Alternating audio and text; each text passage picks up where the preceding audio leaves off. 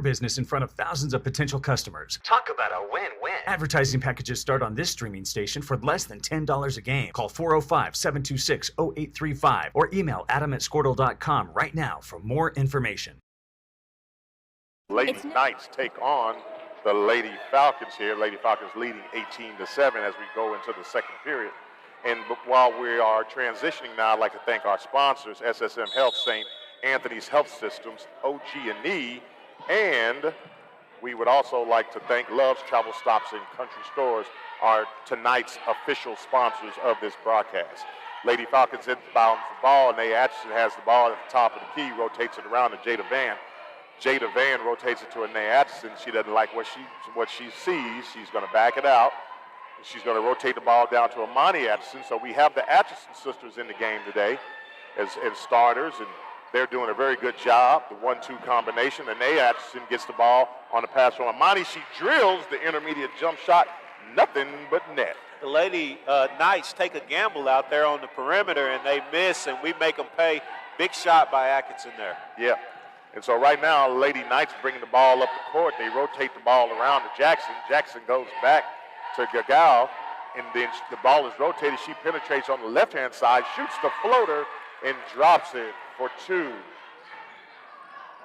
Lady Falcons now have possession, score 20-9, 6:59 left in the second period. Jada Van has it. She calls the play, rotates the ball to the right. They're looking to try to get the ball down the low post to Brandy Harrod. Nothing there. The ball rotates back out, goes to the weak side. And so it looks as if the Lady Falcons are trying to be patient. They're looking for the high percentage shot. Ball's down on the baseline to Anaya Brown, to Brandy Harrod, the low post. She's up off the glass for two. Brandy Harrod. Brandy Harrod is doing a heck of a job staying active down there on the defensive glass, active on the offensive glass, and just really doing what the Falcons need her to do right now. And she's playing extremely well. Yeah, extremely talented. One of the top 5 freshmen in the state of Oklahoma, averaging a little bit over 20 a game and a little bit more than 5 steals a game. Talking about that activity, the Falcons tie up the Lady Knights here and force a jump ball. Ball's in right now. It goes up for the Lady Falcons. Rebound Brown. Now the Lady Falcons are pushing the ball up the court. Jada Van has it. She sees Brandy Harrod. Brandy Harrod cuts one loose, shoots 3 ball, misses it. Rebound, Lady Knights. But the Falcons get the steal off the rebound. Jada Van has possession of the ball at the top of the key. She's calling for a reset. Ball rotates back to the left side to Anae Atchison. Anae is trying to wave Nana Brown around, but instead she gets the ball down to the low post to Brandy Rod. Ball stolen by the Lady Knights. We got a scrum on the floor, and it looks like we have a jump ball possession. Who's the possession right now? Possession to the Lady Falcons. Okay. So with 5:42 in the second period, Lady Falcons lead 22-9.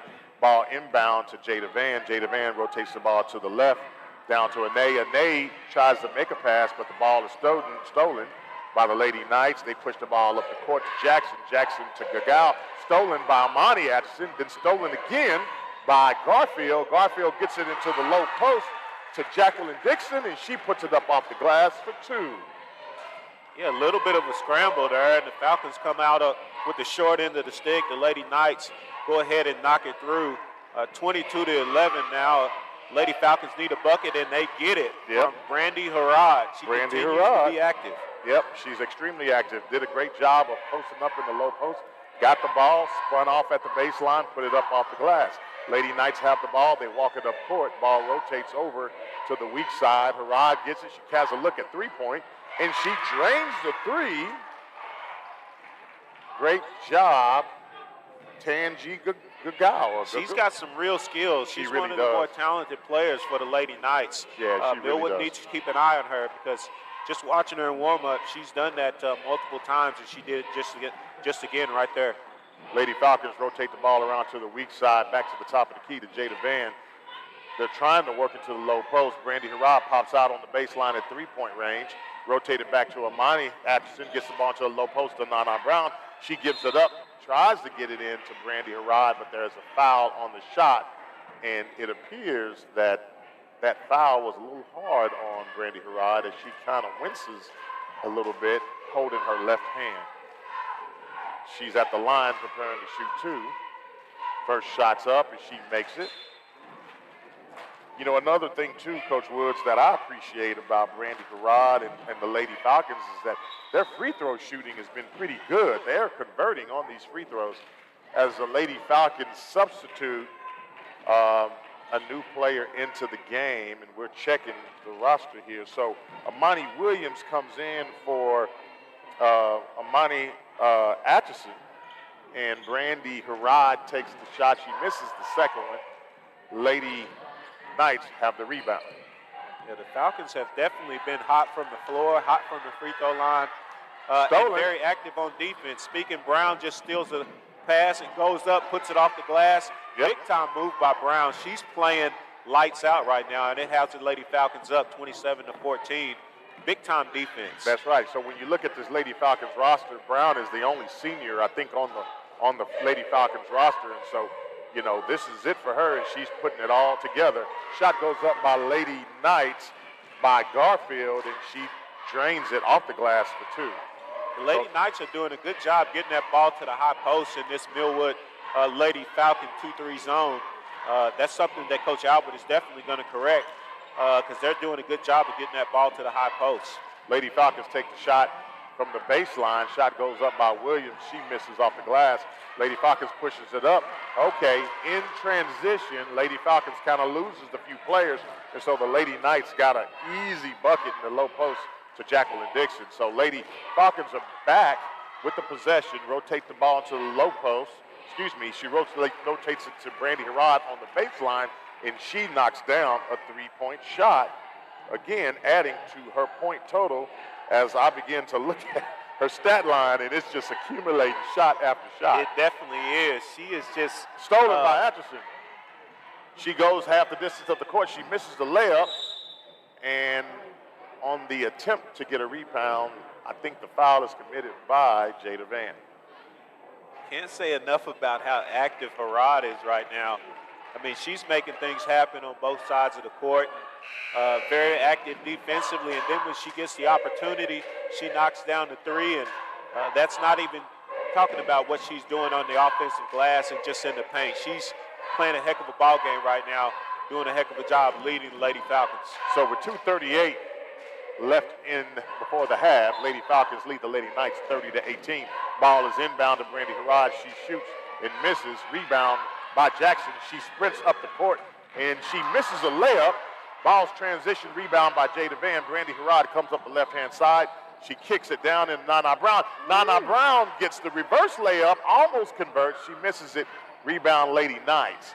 Lady Falcons are applying pressure underneath the basket, and it looks like we have a tie ball possession, Lady Knights. That's a big-time move by Brown. She didn't end up making it, but I thought right I was there. watching an and one mixtape or something with that type of move.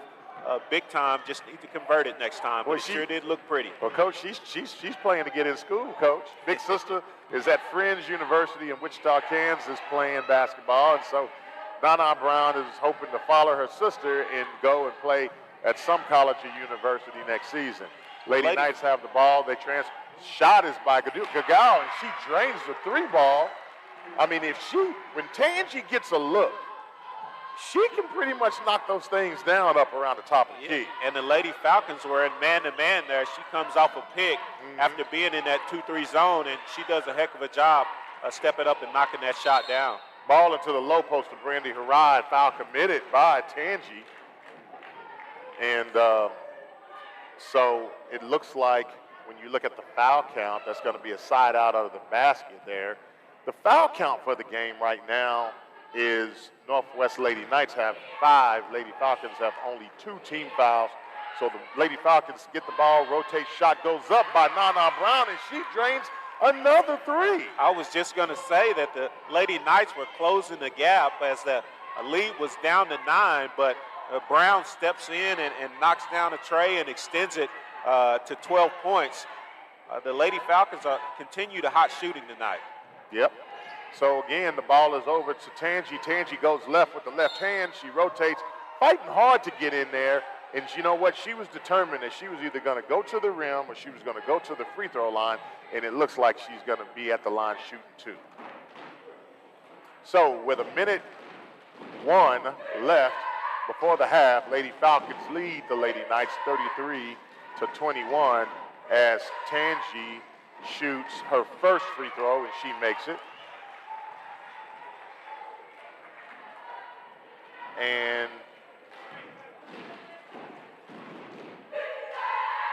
so my curiosity is when the Lady Falcons get this possession, are they going to play for one shot, or are they going to try to continue to push it? Ball goes up, rebound. The ball was deflected by the Lady Falcons out of bounds, so the Lady Knights will maintain possession as the Lady Falcons begin to make some substitutions before half. So right now, we're going to pause for station identification. You are listening to 92.1 FM and 1140 here on the campus of Northwest Classen High School as the Lady Knights take on the Lady Falcons, 33-22, 58 seconds left. Ball rotates around to Tangi. She takes a long 3. She's missing 53 seconds. Lady Falcons have possession. I'm looking to the sideline to see what the call is. Is it a one shot? 47 seconds left before the half. Lady Falcons appear to be patiently seeking to work the ball around. Ball goes into the low post. It looked like the ball was deflected by the Lady Knights and it's out of bounds with 34 seconds. Coach Albert might look to go with that one shot now that it's 34 seconds and things have kind of calmed down a little bit, but the Lady Knights come out in man-to-man. Brown goes to the hole and she draws the foul. It looks like she'll be going to the line again after a strong move going to that right hand. You know, to be totally honest, Donovan, that's exactly what you want, because with 29 seconds, the clock stops, you're on the line, you're up by 11, you have an opportunity to extend the lead, and then after you hopefully make these 2 shots, play good defense, and go into half up by 13. So Lady Knights substitute, and we see Hardesty comes in for Dixon as Nana Brown takes the second shot. She misses the second, but Lady Falcons get the rebound. Brandy Harrod has it. She pulls the ball out, rotates the ball over to Alyssa Isaacs. So now we have Harrod, Atkinson, Nana Brown. We got Alyssa Isaacs, and we have Amani Williams. They get the ball Harrod at the top of the key. She goes behind the back, puts up the shot. Rebound, she gets her own rebound, puts it up before the buzzer, and converts. So again, at the half, we have the Lady Falcons 36 and the Lady Knights 22. We're going to go ahead and take a break right now. You are listening to 92.1 FM and 1140 here on the campus of Northwest Classen High School. I'm Coach Woods, Gary Woods. We're with Coach Donovan Woods. You got the Woods brothers tonight as the Lady Falcons take on the Lady Knights. We will be back after this break.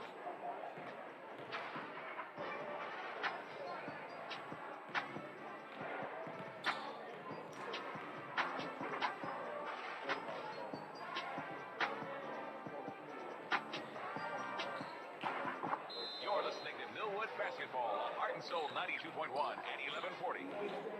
Hey, Ray Magliozzi here. Have you ever cooked a really fine gourmet meal? Yeah, me neither.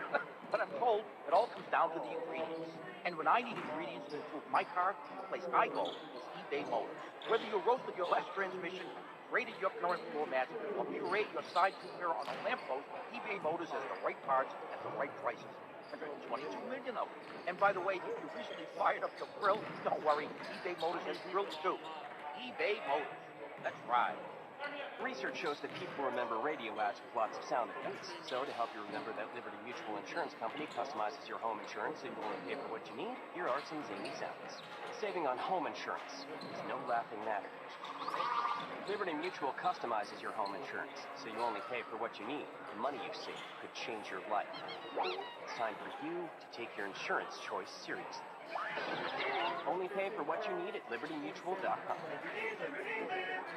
The legacy continues. All six live on one stage. This time, it's for the Culture New Edition, the Culture Tour. Live in the biggest concert of the decade. With hits after hits. The Culture Tour with Charlie Wilson.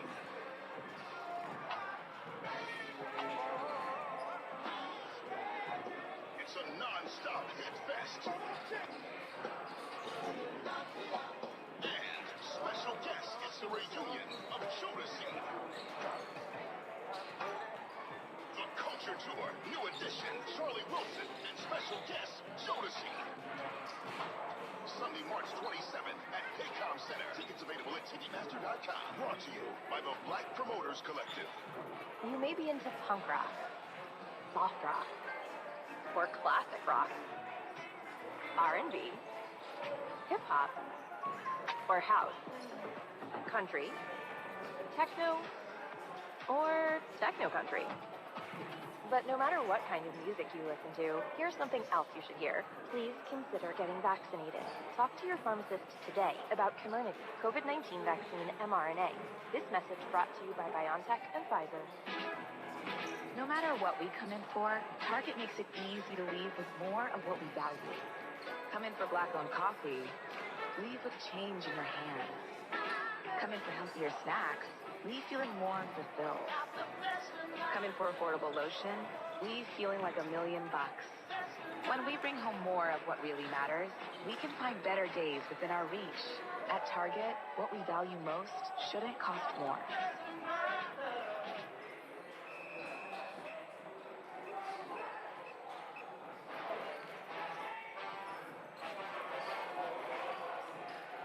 Welcome back to Northwest Classen High School as the Lady Falcons are at halftime right now, leading the Lady Knights 36-26.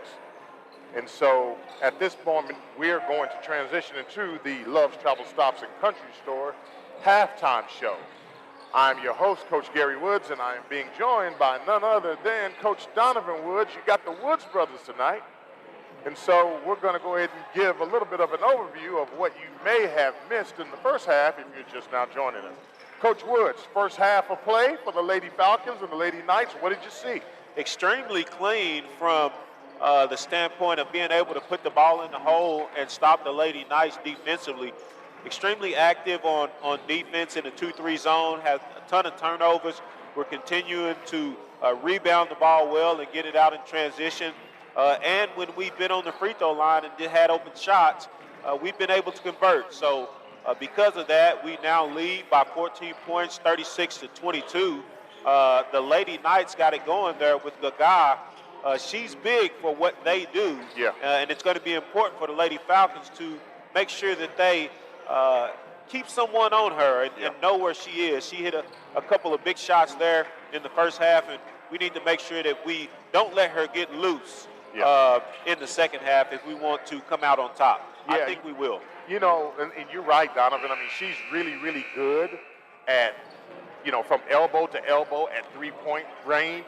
She get a clean look. She's knocking those things down almost like they're free throws or something. And so she's definitely deadly. She can definitely pull you out of a zone, force you to have to stay in that man-to-man defense and stay in her face, challenging every shot that she puts up. What do you think about what the Lady Falcons are doing offensively against the Lady Knights? Harrod and Brown have been extremely active, and if they continue to do that, it's going to be a long night, just like it was a long first half for the Lady Knights. The activity has been impressive. If they continue to do that, they'll be just fine. Make some small corrections, and I know that Coach Albert will do that, knowing her background and the situations that she's put the Lady Falcons in the past. So just excited about the second half to get underway. We take care of Gaga, make sure that we know where she is, and continue to be active on defense and on the offensive boards, and the Lady Falcons should come out with a victory. I tell you what, Coach Albert, I mean, her and Coach Henderson, You know, one of the things that I tease her, I call her Arnelia Spears Jr. because, you know, she is definitely an Arnelia Spears product, disciple, and she coaches in the same way that Coach Spears, the legendary Coach Spears, Hall of Famer Coach Spears, used to coach. And so one of the things that I noticed about this team early in the year, Donovan, was that they were notorious for two things. Number one, turnovers, making a lot of turnovers, and number two, they missed a lot of free throws. And so it appears that, you know, as this team began to gel, they have done a really good job of minimizing the turnovers compared to in the beginning of the year, and also they're making free throws, which is a huge benefit for them right now. Yeah, and this is the first game coming off the break. You know, obviously they played in some tournaments. Right. They've had a chance to iron out some of the things that they were working on in the beginning of the year. So they are putting those things into practice right now. Going back to what you said about Arnelia Spears, she's coached everybody. Everybody. And she's coached everybody well.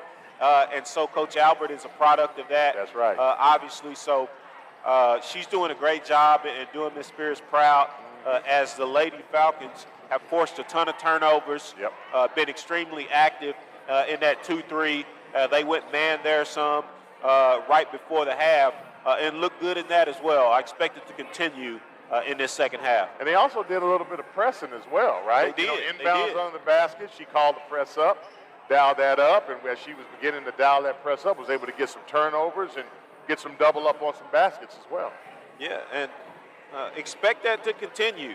The Falcons, you know, had some subs there right before the first quarter ended and into the second half. They got some of the younger players in there. I say younger players. It's a lot of freshmen and sophomores on this team. That's right. They're playing well. They're not playing like freshmen and sophomores right now. They're doing what you expect them to do, and that's come out and play hard, be active, give great effort, and they're making shots. And whenever you do that, you have a chance to be a very good basketball team. Well, we're going to go ahead and take a break right now as the Lady Falcons again lead the Lady Knights 36-22. You have been listening to the Millwood Lady Falcons halftime show here on the campus of Northwest Classen High School, and we will be right back after this short break.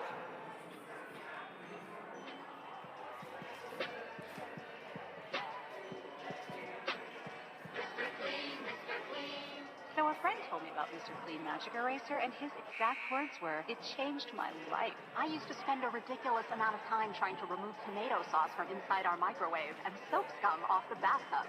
It's like seriously magic, and my secret weapon for cleaning the kitchen, bathroom, doors and walls, and even keeping my sneakers clean. Mr. Clean Magic Eraser. Greatest invention ever! Mr. Clean, Mr. Clean, Mr. Clean. Mr. Clean Magic Eraser, the unicorn of cleaning.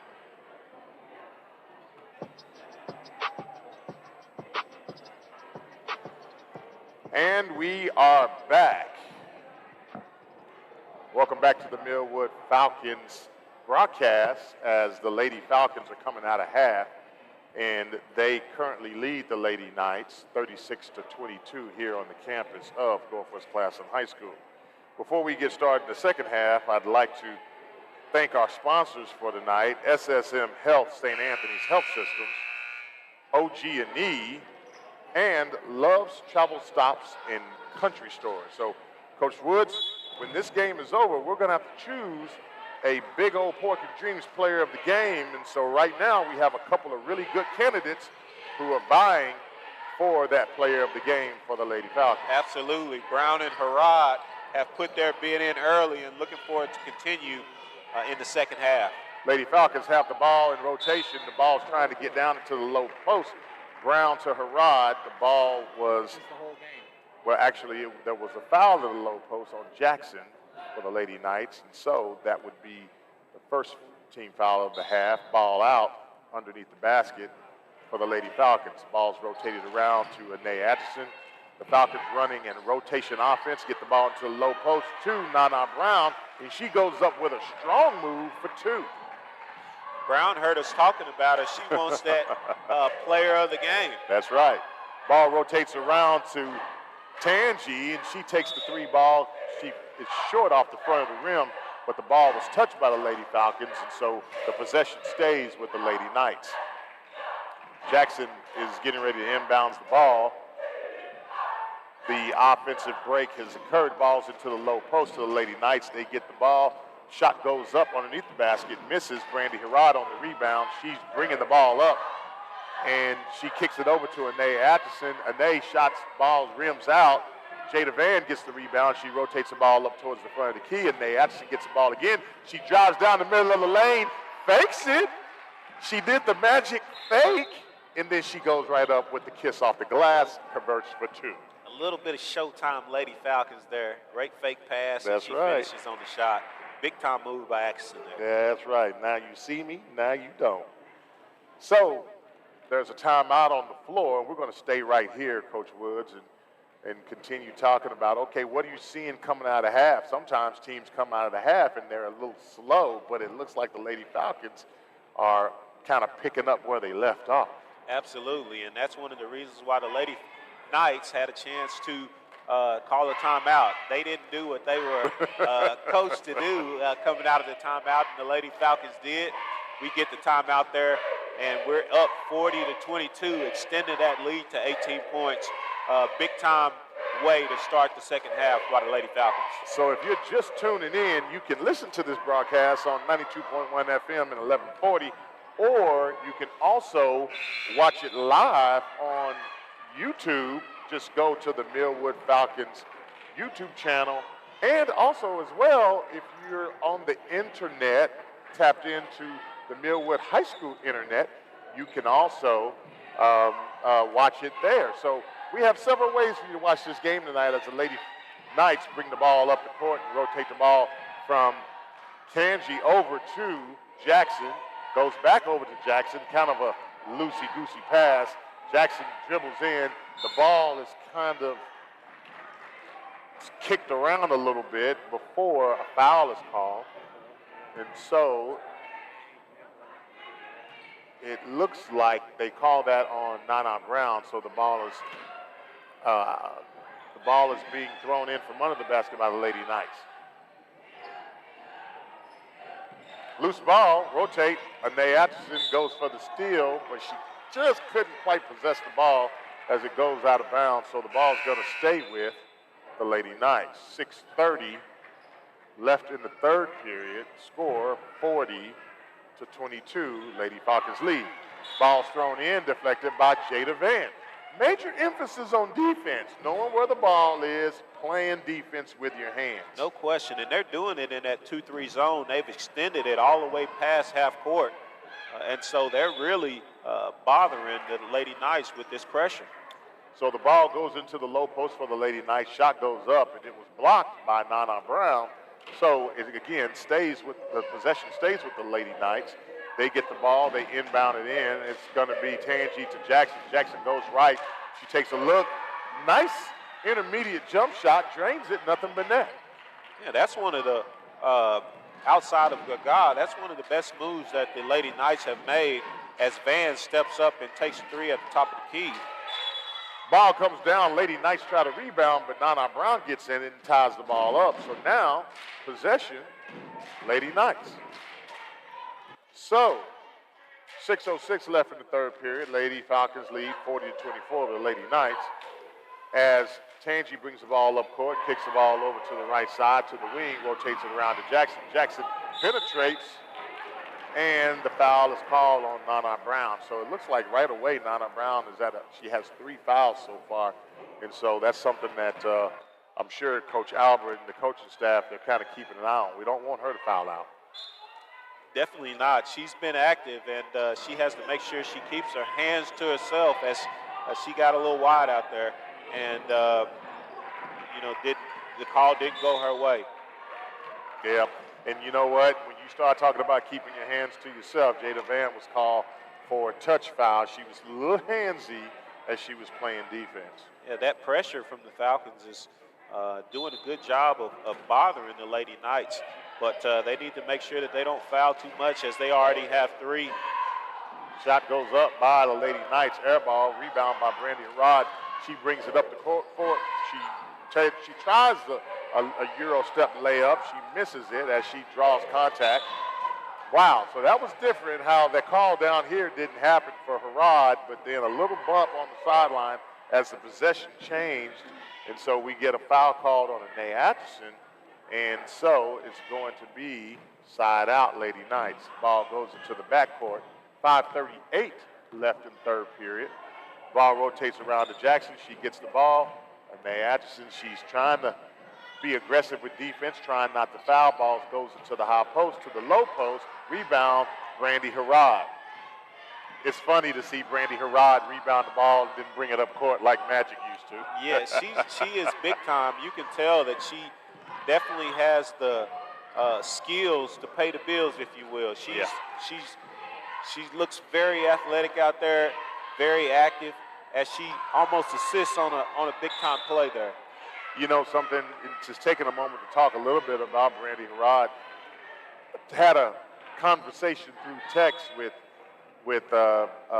Coach Franklin, Coach Verl K. Franklin, and I asked him, I said, is she probably one of the best freshmen you've seen in a long time?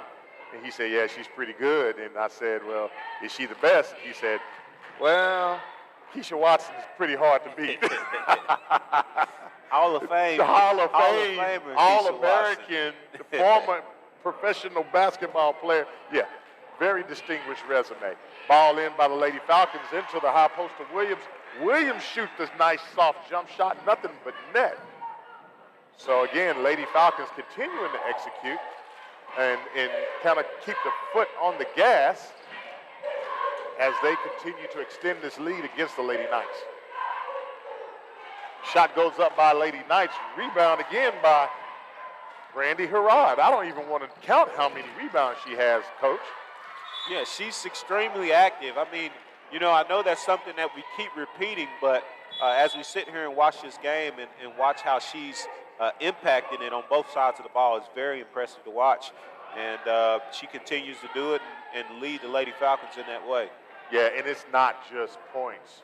It's rebounds, it's steals, wow, Anae Atchison, again, I love that intermediate jump shot, that 15-footer, and she knocks it down with confidence, nothing but net. So, Lady Knights have the ball, they bring the ball up court, and Jackson has it, and they get the ball over to Gagal, and she goes up, shoots the ball, misses, rebound by Amani Williams. She gets it over to Brandy Harrod, and Coach Dava wants a timeout. So we're going to go ahead and take a timeout. The score is 44-24 with 4 minutes and 2 seconds left in the third period. You are listening to Millwood Falcon basketball here on the campus of Northwest Classen High School. I'm Coach Gary Woods. You got Coach Donovan Woods. You got the Woods brothers tonight, and we will be right back to continue the call after these messages.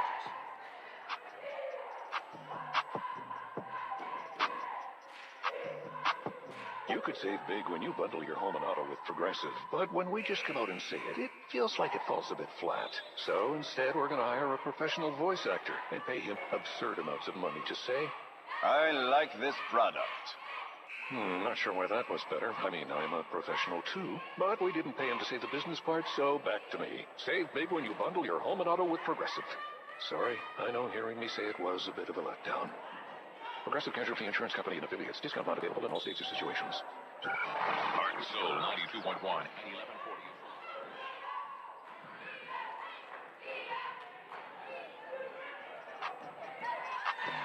And we are back. The ball is inbounds by the Lady Knights, and Jackson goes the distance of the floor, tries a layup, misses it. It's rebound by the Lady Falcons.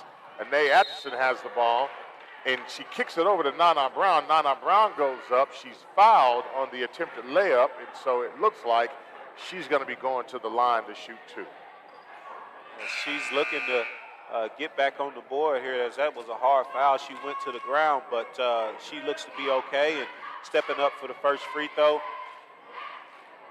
Goes through the free throw routine and misses the first.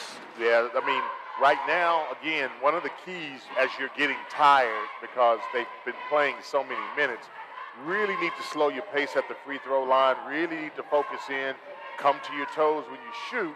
It softens that shot. She does it the second time, and she drains it, making one of 2 free throws. So the Lady Knights now have the possession, bringing the ball up the court. Jackson has it. She's running the point right now, kicks it over to the wing.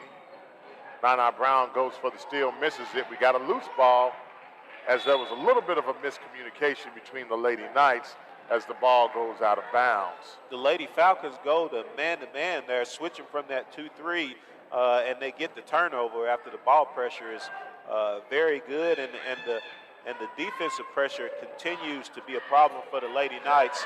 Excellent job by Coach Albert doing what she needs to do to coach these girls up in zone and man-to-man. That's right. So right now, when we talk about personnel groupings, we have Atchison, Nana Brown, Brandy Harrod, and Williams on the floor. So right now, the ball just went into the high post of Williams. That's a nice little old soft shot Williams got now. That's the second or third time she's knocked down one of those. Yeah, right there, inside of that free throw line seems to be her shot. They've gotten the ball to her a couple of times, and she's knocked it down. And I believe Williams is another freshman as well. She's probably at about 5'8", so 5'8", 5'9", freshman. Steal by the Lady Falcons. Oh, there's a scrum. Oh, and the Falcons come up with it, gets the ball over to Anae Atchison, and she converts the layup. I'm telling you, After going to man-to-man, the Lady Falcons, I mean, they've switched it up, and they go back to the zone now. Big-time communication going from one to the other as Gaga takes on the whole team and misses a shot with Harrod with the rebound. Yep, and Harrod looks up. She finds Nana Brown. Nana Brown gets underneath the basket. She kicks it back to the trailer, which is Amani Atchison, and she converts the 2. Yeah, we're getting out on the break. A little bit of Showtime Lady Falcons. I know, right? Convert. Nice little fast break, 3-man sort of run, and heads-up play by Nana Brown to recognize she was too far under the basket and just flick that ball back over her shoulder to a trailing Amani Atchison. It worked out for her. And usually those result in disaster when you're in a bad situation and a little bit out of control, but credit to her ability as she gets it back, and we convert for the 2. So right now, the Lady Falcons have taken a timeout, but we're going to stay right here as with 2 minutes and 7 seconds left in the third period, the Lady Falcons are leading the Lady Knights 51-24. So now, Coach, we're kind of looking at what Coach Davis is going to pull out in the way of personnel grouping. I think she's trying to get some new subs in. So we're going to see who comes out. And, yep, that's exactly what she does. She comes out with, okay, we got 6 players out on the floor. Okay, all right, here we go. So right now we have Atkinson, Isaacs, Brown, Williams, and Harrod on the floor. So we substituted in another guard, Isaacs. Oh, so it looked like we got a little contact on the floor as Gagal tries to dribble hard left and split the Lady Falcons. And I think they called that an and one. The shot counts as Gaga goes to the hole strong, steps through, and it makes a tough shot. She really had to take on the whole team there, and she had no problem on that time. It worked out for her. I was kind of shocked that was considered an and one because it was so far away from the basket where the contact took place. And I think Coach Albert agrees with me. Absolutely. Absolutely. It was outside with the paint when she started that drive. Right. But she's at the free throw line now, and she's pacing herself for the free throw. Shot goes up. She rims out. Rebound by Williams. Kicks over to Harrod, and she gives it to Anae Atkinson. And Atkinson walks it up the court. She's directing the offensive set. She takes off the dribble, goes into the lane, draws the foul, and it looks like she's going to go to the – now that is a shooting foul. You know, I agree. How close she was to the rim. You know. I agree, and I think they got that correct, that she showed that pass again and was able to get the shot up. She got fouled, but that seems to be one of her go-to moves, as she fakes that pass and goes to the bucket. She's putting the ball in the hole tonight as she tries to knock in that first free throw unsuccessfully, though, as she misses the first. Right, and see, this is the point in the game where as you get into the third and fourth periods, these young ladies have played a lot of minutes, This is where getting to the free throw line, really, really slowing down and taking your time with your free throws.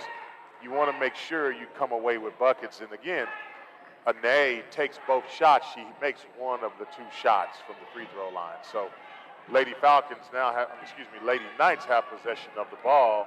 Jackson has it. She goes left. She gets into the paint. She kicks the ball over to the right-hand side. Shot goes up, misses it. Lady Knights get the ball, put it right back up again. It was blocked. And then they take another shot. It was missed. Rebound by Brandy Harrod. I bet you Brandy Harrod has about 10 or 11 rebounds. Likely more than that. She's been all over the place. She probably has 10 defensive boards with another 6 or 7 offensive boards. Yeah. You know, we have to be careful as the Lady Knights ended up getting 5 offensive rebounds just on that last possession. Right. We need to make sure that we continue to get on the defensive glass, or get on the defensive glass a little bit better. Even though we're up by more than 20 points, don't want to let this slip away as we close out the third quarter. So it looks as if Brandy Harrod's bothered. Her left hand is kind of bothered. Looked like she got hit on it, so she comes out of the game, and into the game comes Rachel Coleman. And so now we have Brandy Harrod out. So we're going to see how the Lady Falcons adjust with the personnel change. And so they're on defense right now. Lady Knights have the ball underneath their goal. Ball goes in. Shot goes to number 30. Rebound by Williams. Shot goes in by Dixon. And Williams get the rebound. Anae Atchison has the ball, walks it up court. She's sitting just at the jump ball circle, rotates it over to Isaacs. Isaacs brings the ball back across court. A little slow on the pass. Loose ball. There's a bit of a scrum. It looks like the Lady Knights have possession of it as they go up court. Now, that was a heck of a Euro step now. She pulled that Euro step from the three-point line. Yes, she did. But she followed her shot, got the rebound, put it back up for a conversion. So it's a good basket by Garfield. And talking about the rebounding, with Harrod out of the game, they've had a couple of times to rebound that ball and just haven't been able to do so, as Jackson steals it almost before the half, steals it and goes up for 2, but doesn't convert it successfully. As we close out the half, looking a little bit sloppy. Yep, so at the end of the third quarter, the Lady Falcons are leading the Lady Knights 52-28. So again, we're going to take a break and pay a few bills. You are listening to the Millwood Falcons basketball broadcast. You can listen to us on 92.1 FM and 1140 AM, or you can go to YouTube and watch the game live and hear the broadcast as well on the Millwood Falcons YouTube channel. We will be right back after this break.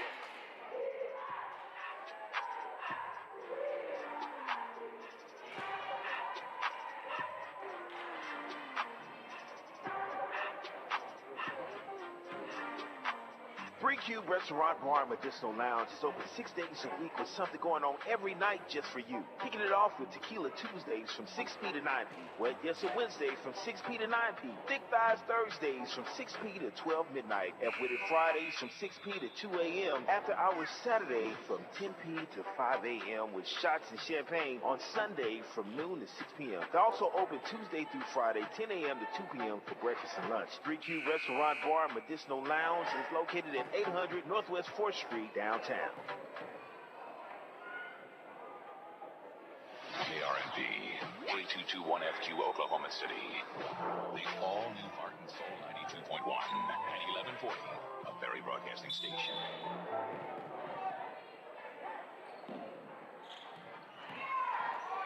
We are at the beginning of the fourth period as the Lady Falcons get possession of the basketball. Isaacs gets it over to Anae Atkinson, and she dribbles through the middle of the defense and kisses it right off the glass for a 2-point bucket. So Lady Knights have the ball. The ball is stolen by Anae Atkinson again. She's going in a fast break. She goes up to rebound, but has it blocked. That's a big-time block by Garfield as Oh! Gaga comes down and hits the three, and the Lady Knights open up the fourth quarter with some energy. That was on a fast break. She comes up and spots up at three land and pulls it and hits nothing but net.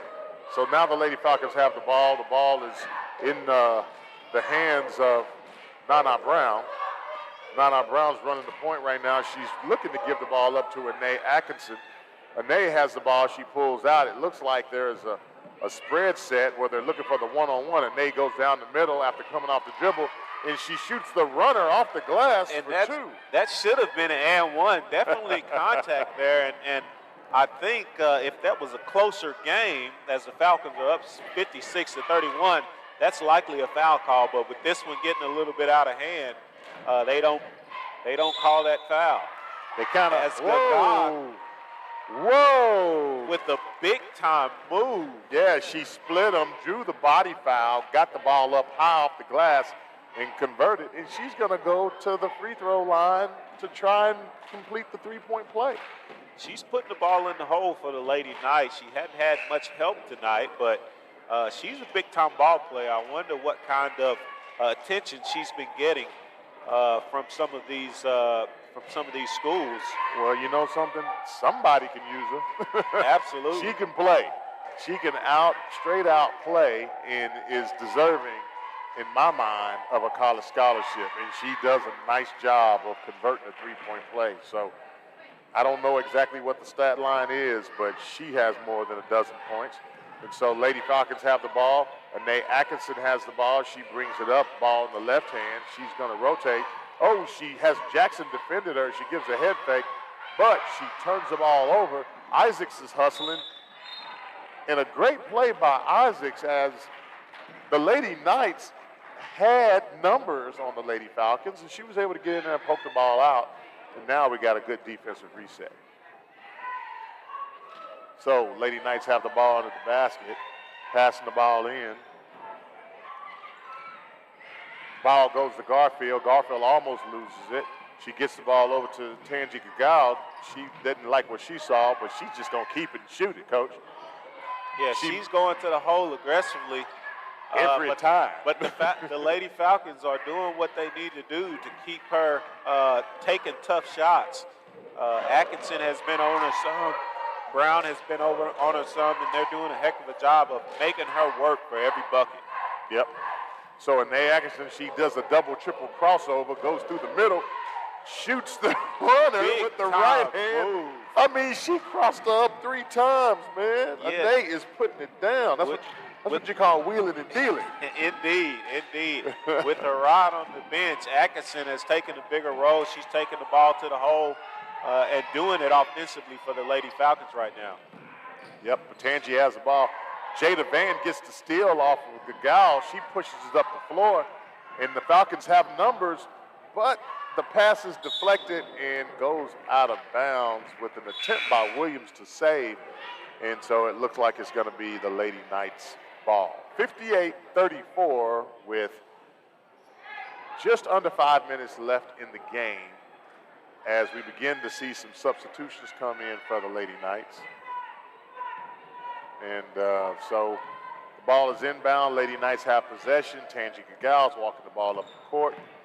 And the Lady Falcons are playing an extended 2-1-2 defense where, you know what, I think they want to try to stop some of this outside shooting by Tangi Gagal. Shot goes up, rebound, and it looks like the possession is going to stay with the Lady Knights. 4:31 left in the game, 58-34. Team foul situation. Lady Falcons have 6, the Lady Knights have 3. Ball's inbound underneath the basket. Ball's over to Jackson, over to Gagal. She goes from left to right, gives the ball to Jackson. Jackson tries to cross, ball ends up loose on the floor, gets it over to Wallace. Wallace shoots and misses. Jada Van steps in, almost steals the ball. The ball back to Jackson again. Jackson penetrates, and she makes an errant pass. Ball's out of bounds. Possession, Lady Falcons.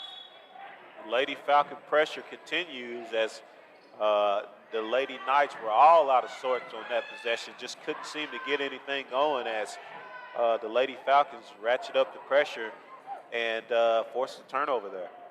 Well, it looks like Coach Albert's doing a wholesale substitution on the floor right now. We have Amani Axon, we got Isaacs, we got Nana Brown, we got Brandy Harrod, and we have Rachel Coleman.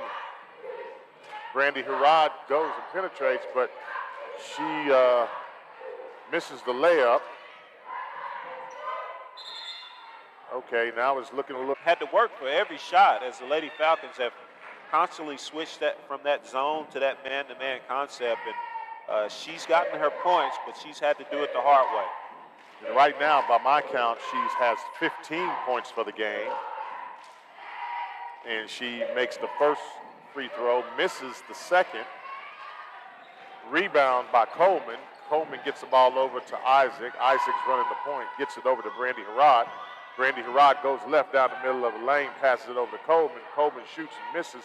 Rebound by Brandy Harrod. Gets it over to Nana Brown. Nana Brown from the three-point line shoots and misses.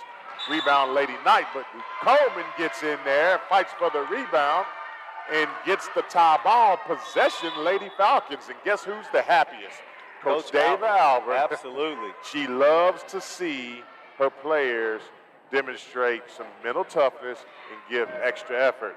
And so there's a timeout on the floor by the Lady Knights. And so we're going to take a timeout. You are listening to 92.1 and 1140 here at Northwest Classen High School as the Lady Falcons lead 58-35 over the Lady Knights. We'll be right back.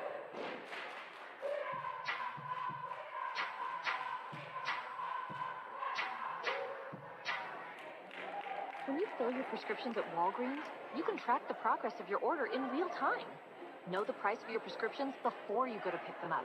And anytime you have questions, use Pharmacy Chat to ask an expert 24 hours a day. Help with your meds from Walgreens. Side effects may include breathing a little easier because your prescription stress melted away. Learn more on the Walgreens app. This price isn't final. This is an estimated price based on your insurance coverage.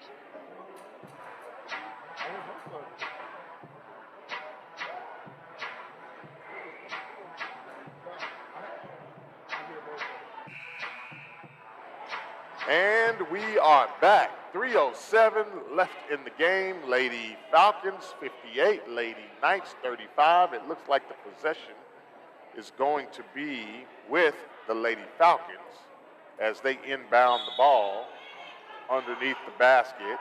It looks like Nana Brown is going to be the one inbounding the ball, running the play.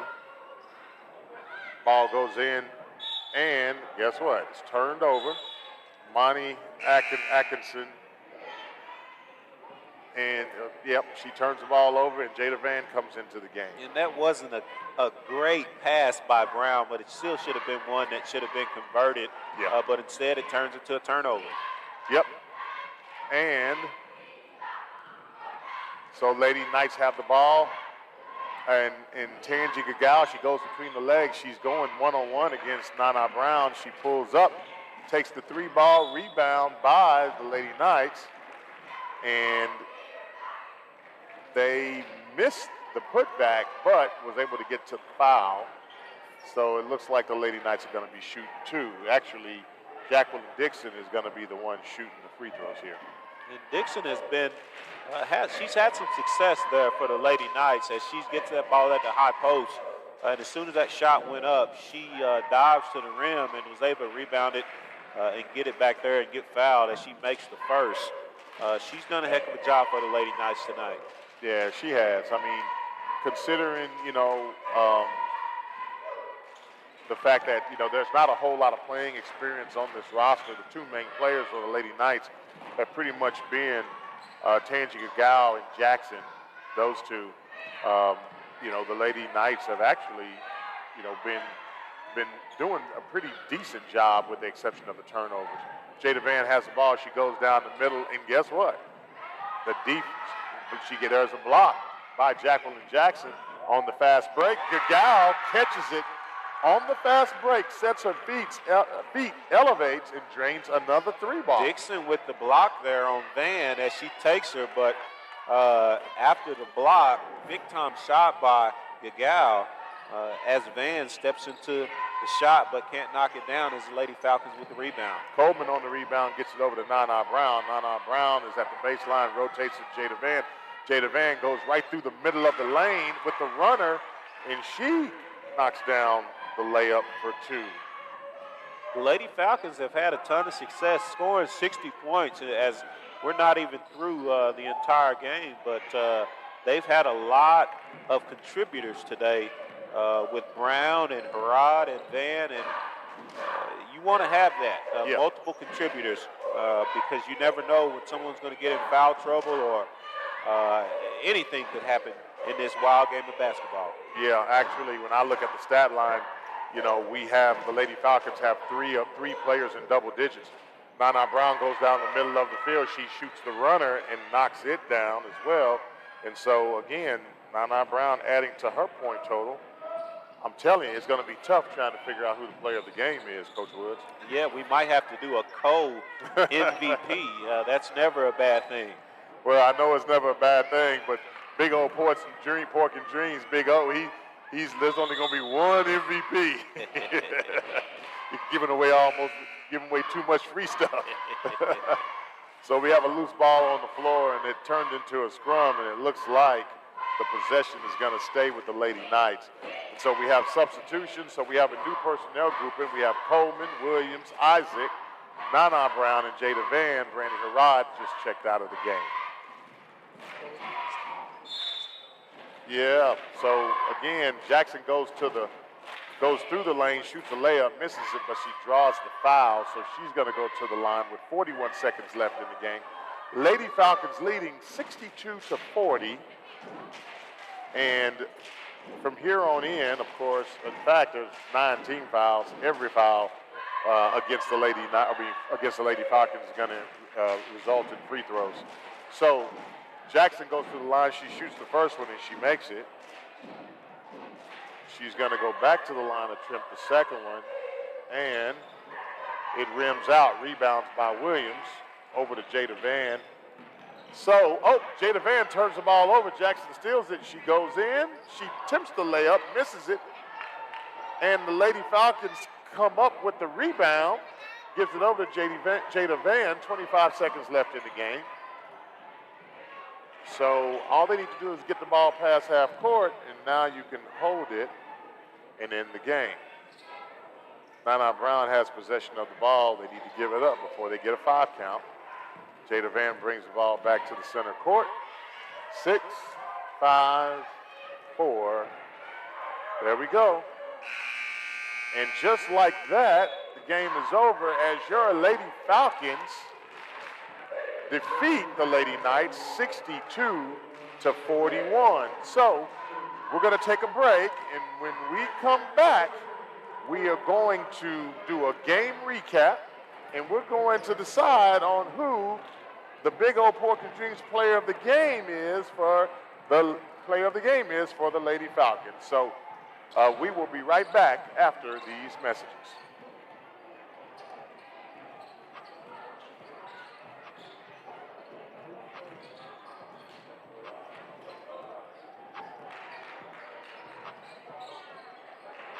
Ready on take one? Ready. Okay, this is a crucial moment in the audio part. The biggest.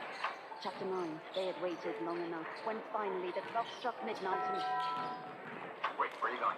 Go. When you need a taco, you need a taco. Try the beefy melted Fiesta veggie burritos. Just $2 each. Only at Taco Bell. And that's my time. I'm not the voiceover guy too, but guess I'll read the legal copy. At participating Taco Bell stores, time over price and participation vary. Tax action. Taco Bell vegetarian items is allowed for dairy and egg consumption. Preparation could lead to cross-contact with TacoBell.com for full details.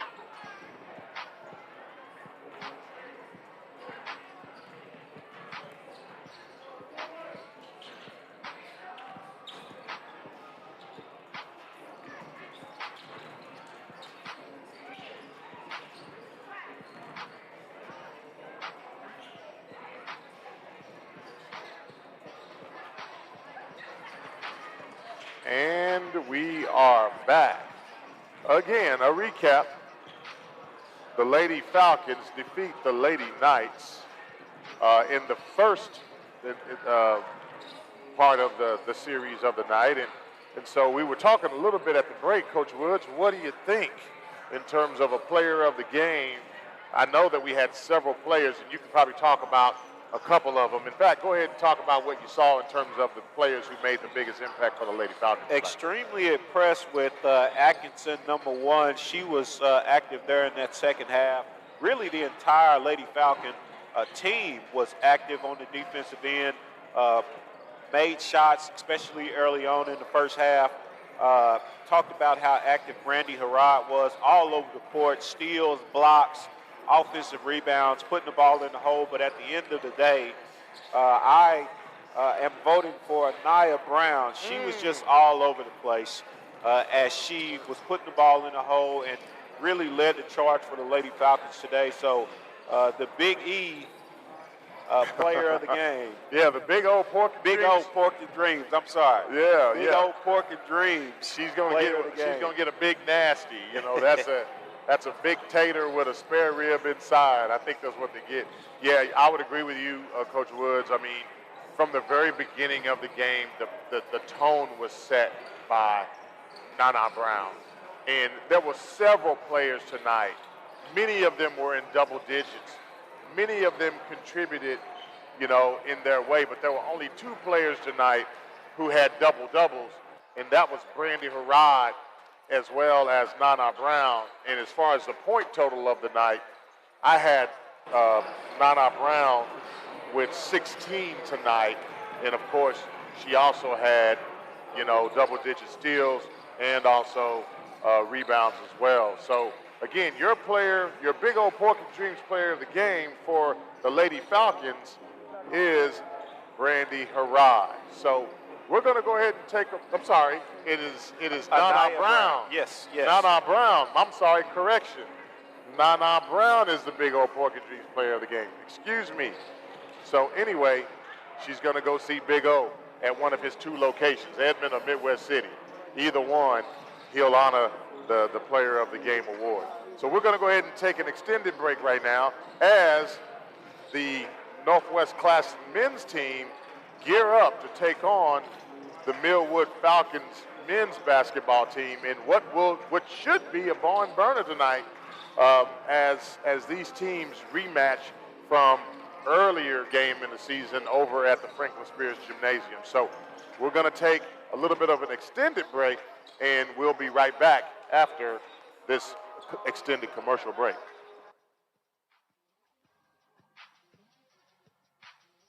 You're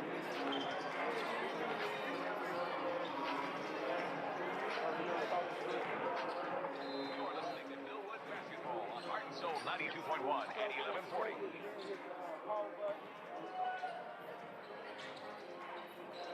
It's a new year with new opportunities. So this year, start things off right and upgrade your ride with the #1 Kia dealer in the state, Boomer Kia.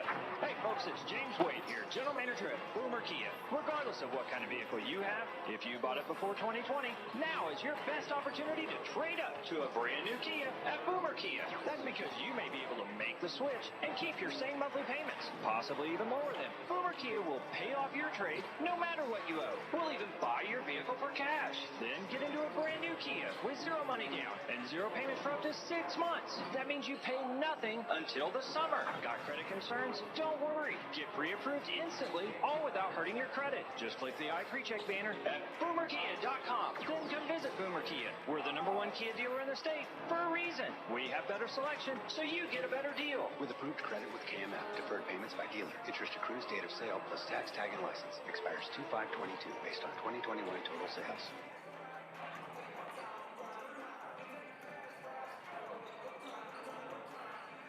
3 Cube Restaurant Bar and Medicinal Lounge is open 6 days a week with something going on every night just for you. Kicking it off with Tequila Tuesdays from 6 p to 9 p. Wet Yes a Wednesday from 6 p to 9 p. Thick Thighs Thursdays from 6 p to 12 midnight. F-Witted Fridays from 6 p to 2 a.m. After Hours Saturday from 10 p to 5 a.m. with shots and champagne on Sundays from noon to 6 p.m. They're also open Tuesday through Friday, 10 a.m. to 2 p.m. for breakfast and lunch. 3 Cube Restaurant Bar and Medicinal Lounge is located in 800 Northwest 4th Street, downtown. Liberty Mutual Insurance Company presents. Don't you just love the smell of old books? The library. Sorry, ma'am. We're looking for a book titled Liberty Mutual Customizes Your Car Insurance so you only pay for what you need. I don't think we carry that, but check nonfiction. He really does devour literature. Please, only pay for what you need. Liberty, Liberty.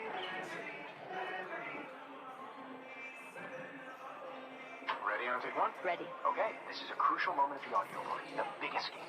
Chapter 9. They had waited long enough. When finally the clock struck midnight and... Wait, where are you going? No. When you need a taco, you need a taco. Try the beefy melting Fiesta veggie burritos. Just $2 each, only at Taco Bell. And that's my time. The voiceover guy too, but guess I'll read the legal copy. At participating Taco Bell stores for limited time only. Price and participation vary. Tax section of Taco Bell vegetarian items allow for carrying night consumption. Preparation could lead to cross contact with TacoBell.com for full details. Hi, this is Discover Oklahoma's Dean O'Lowry with this week's Travel Minute, a list of events from around the state. It appears most events are getting back on track, but COVID continues to disrupt some, with a few changing their dates or even canceling. But as of this recording, here are a few going on this week. January the 28th through the 30th, take a trip to the largest free home and garden show in Northeast Oklahoma and have fun looking through over 150 vendors at the Green Country Home and Garden Show that's taking place at the Tulsa Expo Square.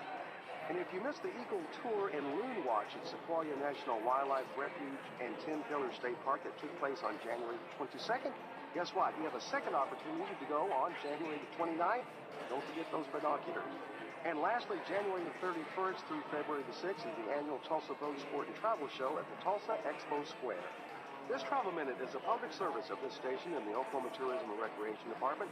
For more information, visit us on the web at travelok.com.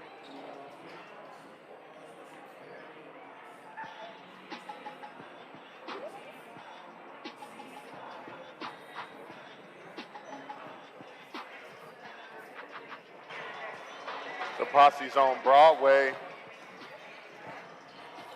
Welcome back to Northwest Classen High School as the Millwood Falcons take on the Knights of Northwest Classen here on the campus in the Don Picola Gymnasium. So, both of these teams have just finished the tournament circuit over Christmas break, and we're going to talk a little bit about the Falcons as they took an opportunity over the Christmas break to not only compete in one tournament, but two. They were in the Anadarko tournament, in which they won, and the MVP of that tournament was Jaden Nickens, the diaper dandy freshman. And they also went into the Moore tournament, where they also did some very good things as well, played against a wide range of competition from 6A all the way down to 4A. So when you have an opportunity, Coach Woods, to look at the film, and by the way, I'm Coach Gary Woods. I'm joined by my co-host, Coach Donovan Woods. We're the Woods brothers, and we are here to bring you tonight's broadcast. But when you begin looking at the Millwood Falcons basketball team, Coach, what do you see in terms of the talent and the ability and style of play of this Falcons basketball team? I see a team that reminds you of a lot of Falcon teams in the past. Extremely athletic. They can play 1 through 5. All 5 of those guys can guard on the perimeter. They can get up and down the court. They can shoot the ball. They can play defense and be very active. So, no, I got a chance to see some of that on the tape in some of the tournaments they played, and looking forward to seeing that today. And someone in this group, whether that be Mays, Ricky Hunt, Nickens, is it Nickens? Nickens with an N. Nickens or Kobe Law, any one of those guys are talented enough to be your go-to guy, but just really want to see one of those guys take the lead and just continue to be the main guy for the Falcons, or be the main guy for the Falcons, because all of them have the talent to be able to do that. So I'm looking forward to seeing which one of those guys it's going to be tonight, and looking forward to a Falcon victory. Now, as I go back and look at the tape and begin to evaluate, who made the biggest gains for the Falcons basketball team, the person who stood out, some of the dirty work, some of the things that remind me of what myself and Corey Muse used to do down there, Quincy Wells, those type of guys. A bunch of Charles Oakleys. A bunch of Charles Oakleys. Yep. And so, Carlos has that ability, but also all of those guys, like I said, they can guard 1 through 5 at all of those positions. All of them, save the point guards. They're about 5'10", but the rest of those guys, Law, Nickens, Ricky Hunt, Dillard, all of those guys can guard on the perimeter and can get their own shot. And they'll need to do that today against a tough Northwest Classen team, as they've been really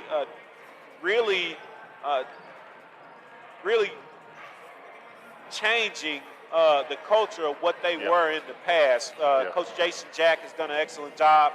They're breaking in a new court. I had a chance to read that article in the Daily Oklahoman today. They got the excellent Oklahoma skyline with the Devon and Paycom buildings here on the court. It's an awesome atmosphere here tonight, and looking forward to an excellent game from a game Northwest Classen team and a Millwood Falcon team that has a chance to go deep into the playoffs. Yeah, no, I definitely would agree with you on that. So keys to the game right now before we take our first break, keys to the game, I think, for the Falcons. I think the keys to the game is to be under control, especially here early on. Coming off the break, you have that success in that Anadarko tournament, in that Moore tournament, trying to establish the identity that you have for yourself. I hope that continues, that they play under control and just play within themselves. They are a talented group, and they should be looking to show it tonight, but do it under control and within the scheme that Coach Jeffries has set for these guys. Yeah, and I would make 2 points. I would say play with a defensive mindset, number one, and number two, take good shots. Don't if you're not feeling the 3 ball, work the ball in, take high percentage shots. We're going to go ahead and take a break, and when we come back, we'll have the tip off after these messages.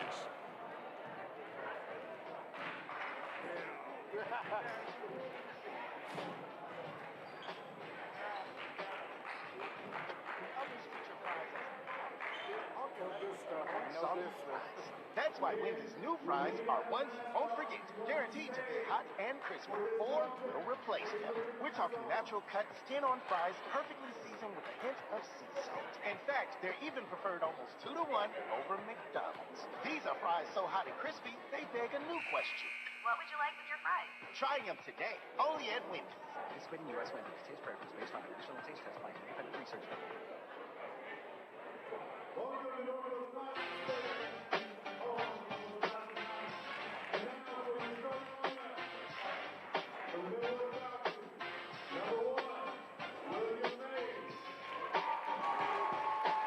And we are back as the teams are being announced.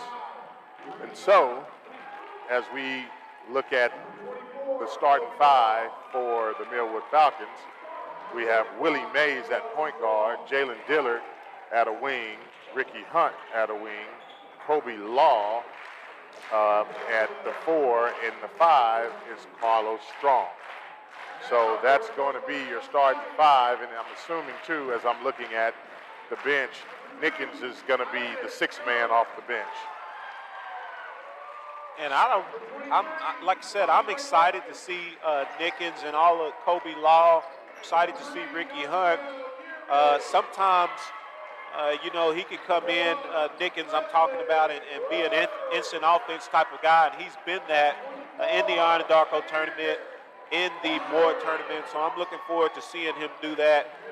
But before we get to that, the Falcons starting 5 is going to take the court, and they'll have a tall challenge against this Northwest Classen team. And the starting 5 for the Northwest Classen Knights is Isaac Jones, Demontre Boykin, Dontrell Yearby,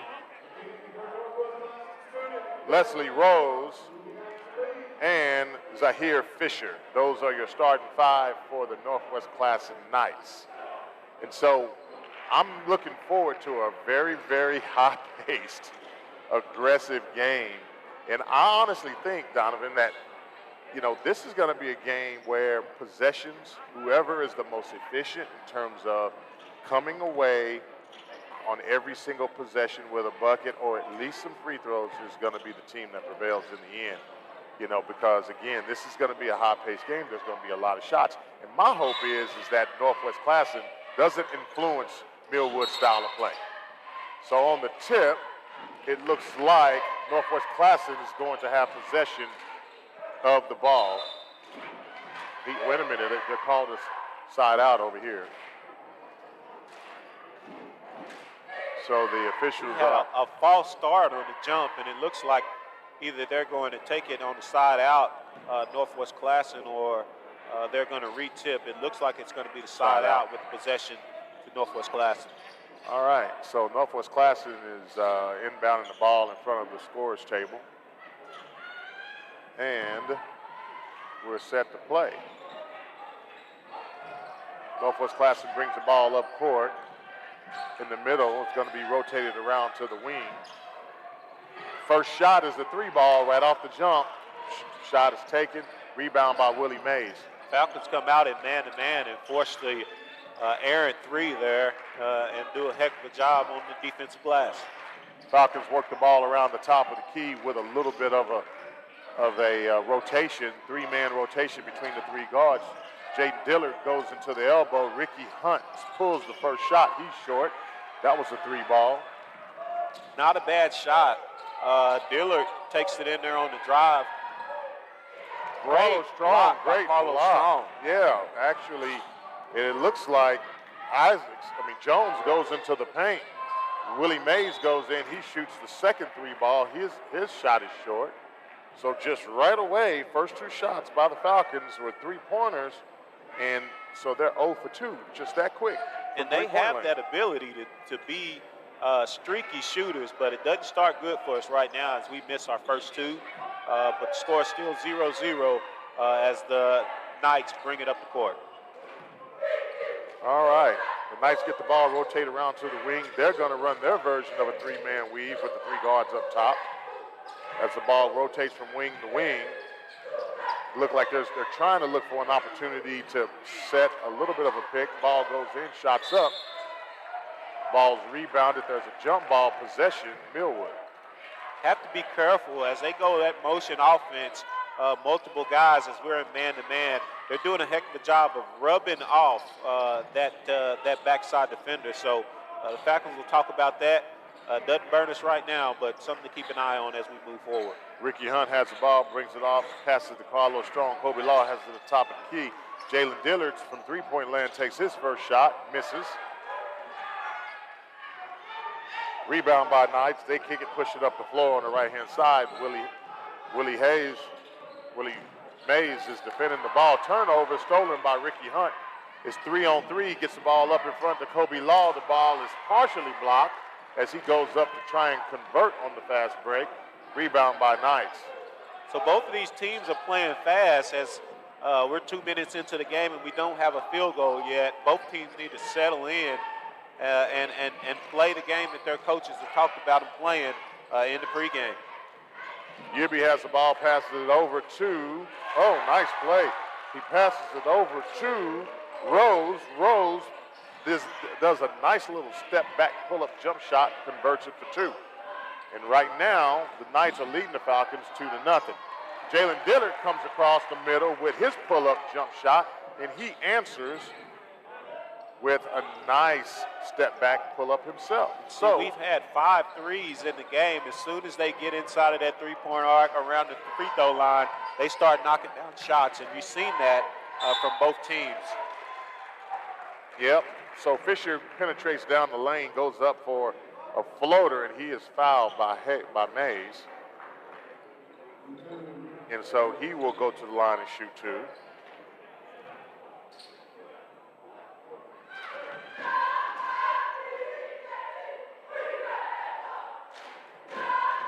So He takes the first shot. He sinks that one. Fisher.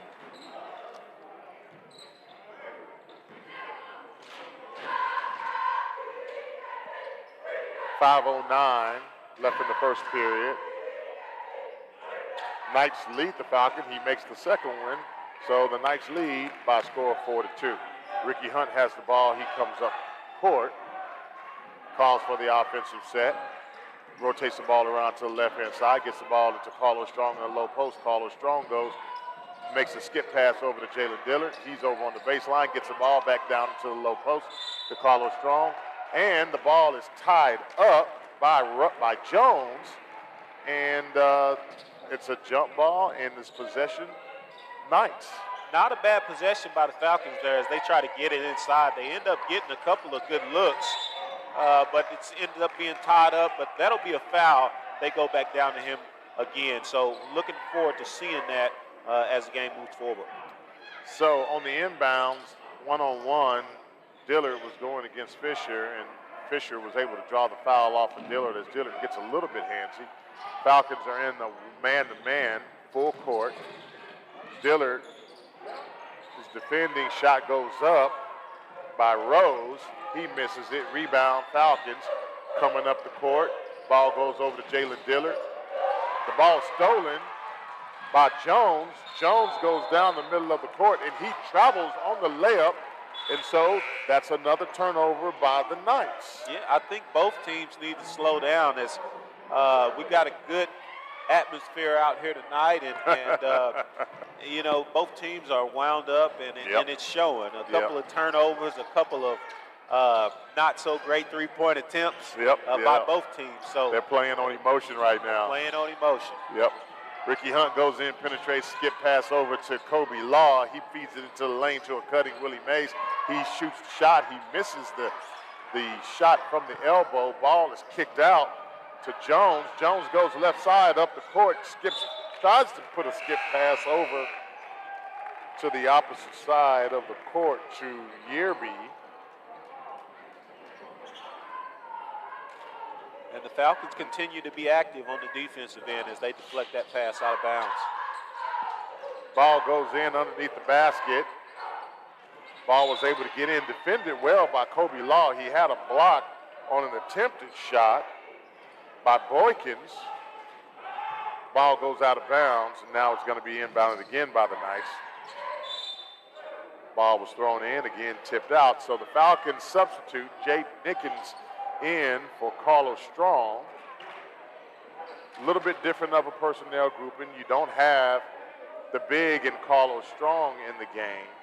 So now the Falcons are pretty much playing with a four-guard set.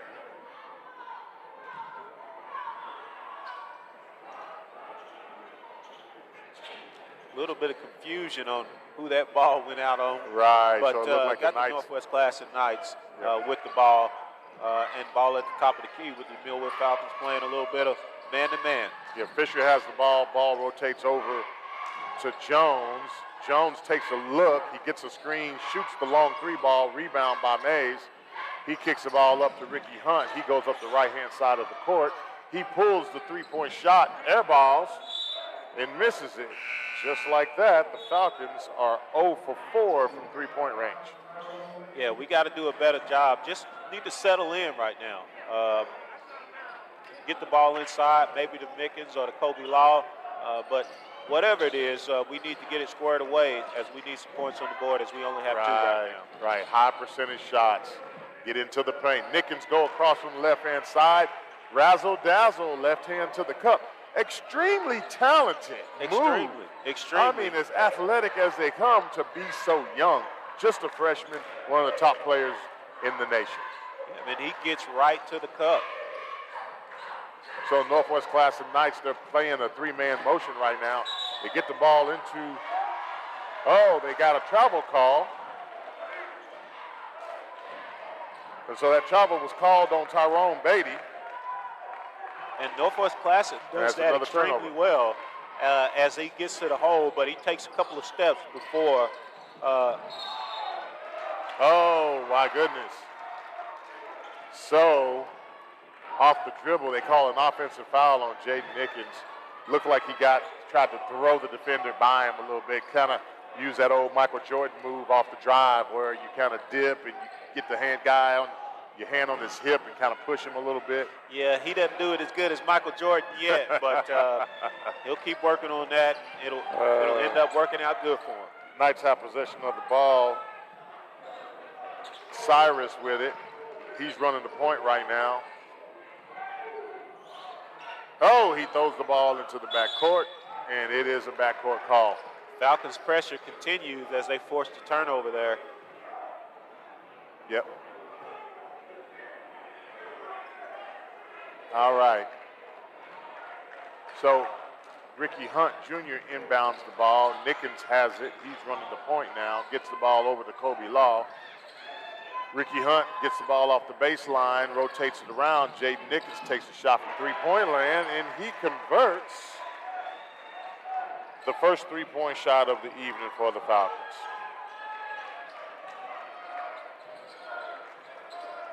Falcons continue to stay in that man-to-man defense. They're putting pressure out there on the wings. Yep.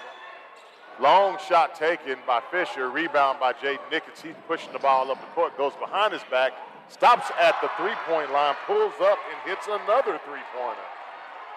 I think his foot was on the line. That's a long two. Did they call it two or three? They called it two by Nickens there, but that's a big-time shot in transition. Oh, yeah, especially when he went behind his back and stopped and then elevated after he transitioned the shot. Inbounding the ball underneath the basket. Nickens gets the ball out to Jaden Dillard. He rotates around, ball back to Nickens. He steps back. I guess he feels it, and he pulls another three ball. Okay, he's thinking that it's showtime now. So Northwest Classen is starting to, now they're going to come out and try to slow this thing down. Oh, there's a foul on the floor, and it looked like it's called by, okay, the call on Jaden Nickens. Now he has to be careful. That's two quick fouls on him. Yep. He's come out and provided some instant offense for this Falcon team as he has 10 of the 12 points here in the last 2 minutes of the ball game. Yes, he does. Has the Falcons up 12-4. Instant offense for this Falcon team. Ball is inbound. Cyrus with the ball. He's being guarded by Ricky Hunt. He tries to go right, gets into the lane, kicks the ball over to Beatty. Beatty gets the ball back up to Fisher at the top of the key. Fisher works the ball around to Yearby. Looks like we got a foul call on the floor. Did you catch who that was called on? I did not. Okay. I didn't know if that was on the ball or if it was a loose ball. But it looks like Liberty's going to check into the game for Jaden Dillard. So now for the Falcons, we have Nickens, Hunt, Law, Liberty, and Mays. Ball's being inbound to the Falcons, giving back to Fisher. Fisher rotates the ball around the top. Ball's given to Yearby. Yearby kicks it over to Beatty. Beatty tries to penetrate, but he loses it. Ball's picked up by Willie Mays. Yearby tries to, Willie Mays does a one-hand crossover, goes to the left, almost kisses it off the glass for a conversion. Big time play by Willie Mays there as he brings it up, takes him in and out, and then goes up and draws the foul. I'm telling you, all of these Falcon ball players have the ability to be able to do that. And, so far the ball's only went in the hole from Nickens, but right. All of those Falcons have that ability, and Willie Mays shows it there. Right. First shot goes up for Mays. He converts on the first free throw.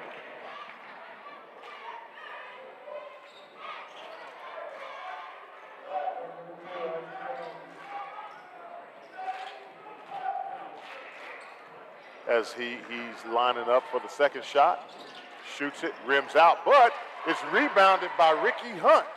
Man, and let me tell you something about Ricky Hunt. He is probably one of the best rebounding guards that I've seen in a long time. I mean, he is as physical and as explosive as they come. And he showed it there on that play as Kobe Law gets the block. Law gets the block. Oh, but then Fisher gets the rebound back, goes back up. Kobe Law comes over with the swinging motion, and I think he's going to be called for the foul, and the bucket does count as Fisher goes to the line to see if he can't put a bow on the three-point play. And I want to say that was Nickens there on the foul. If so, that is his third. I see Carlos Strong checking into the ball game. Don't know if that was on Law. That was on Law. Nickens. That was on Law. Law's coming out of the game. So Northwest Classen puts a bow on the three-point game. 20 seconds left in the first period. 15-7. The Falcons lead the Knights. Nickens has the ball coming up the left side of the court. And they're going to play for one shot. And it looks like Nickens is going to take it. Carlos Strong goes out. Nickens goes left. He pulls the three-pointer, shoots an air ball with 2 seconds left in the period. So the Knights are going to get the ball, see if they can't get it in to get a heave of a shot. Almost makes it. And so at the end of the first period, your score, Millwood Falcons 15, Northwest Classen Knights 7. We're going to take a break, and we're going to be right back after these messages.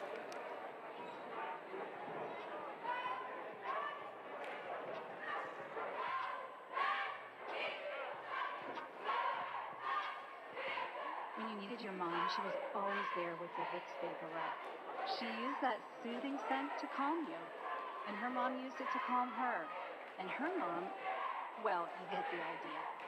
Vicks Vapor Rub's always been there. It always made you feel better, and today, it still does.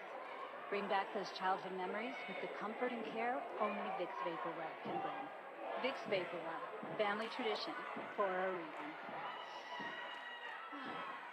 You're listening to Millwood Basketball on Heart and Soul 92.1 and 1140.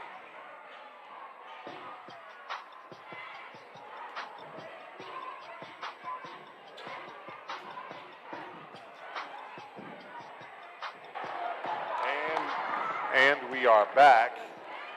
The start of the second period.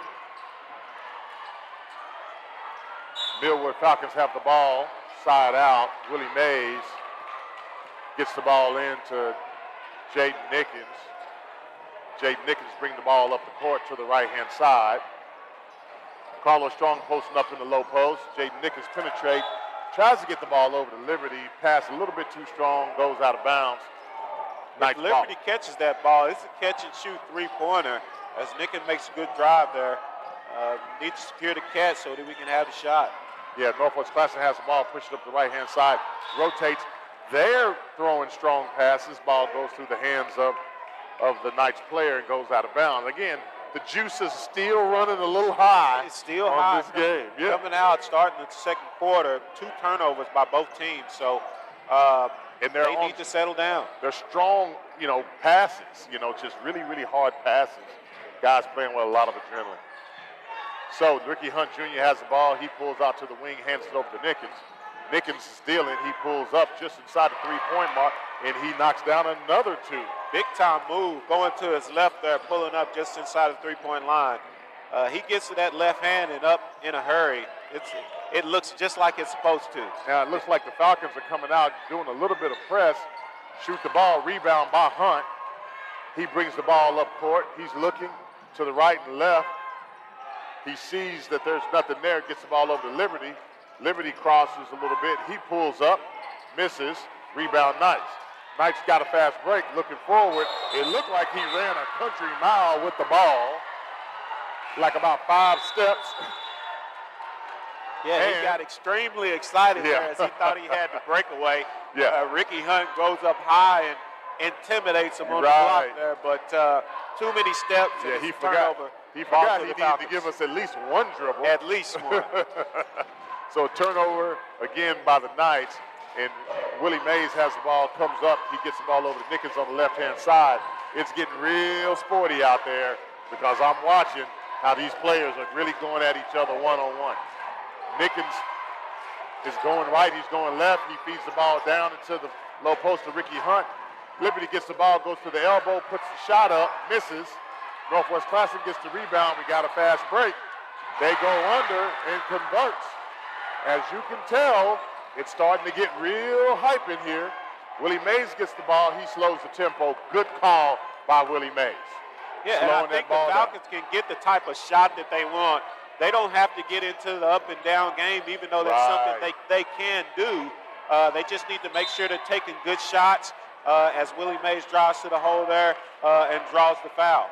Right. When you see Northwest trying to up the tempo and increase the intensity of the game, that's the perfect time to say, you know what, let's slow down and make this possession count. Falcons inbound the ball to Ricky Hunt. Ricky Hunt goes up, makes an adjustment midstream, gets his own rebound. He's so strong. That's just a man's move down there. He's so strong. That's a man's move down there by Ricky Hunt. That's big time. And following his shot, going up and putting it on the glass after missing the first one. And is it me, or does it look like he just almost gets his head on the rim? Nickens gets the ball in the fast break. He got numbers. Turnover. Stolen. The hole. We can go up and down, but we have to do it on our terms. So far, we've done a good job of being able to do that as Nickens comes in and provides some instant offense there to close out the first half. But Northwest has been able to get us into some situations here early on in the second quarter that allows them to be in an advantageous situation, and they've closed the gap as they've been able to do that. So just a rehash, 19-11. It's getting sporty in here, competitive on the floor and with the cheerleaders. Indeed.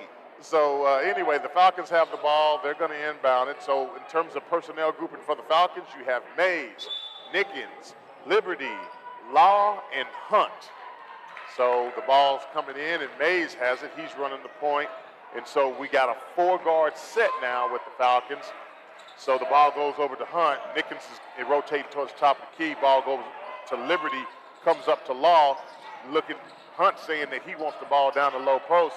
He rebounds after the attempt by Law, misses, and he draws the foul. Looks like he's going to go to the free throw line for a shot at 2. In addition to being extremely athletic, as Law takes that ball to the hole, and Ricky follows him up. These guys are extremely athletic on the perimeter, but I'd like to see both Law, Hunt, Nickens, all of these guys post up. I mean, they can do that.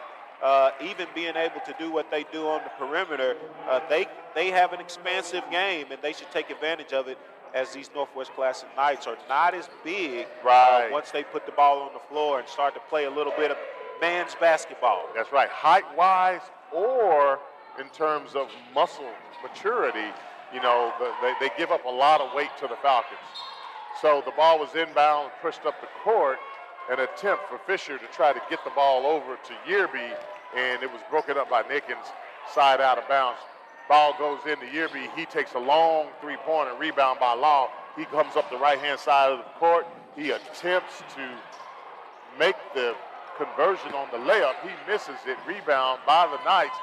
They come down court, and it was converted by Jones with the reverse layup.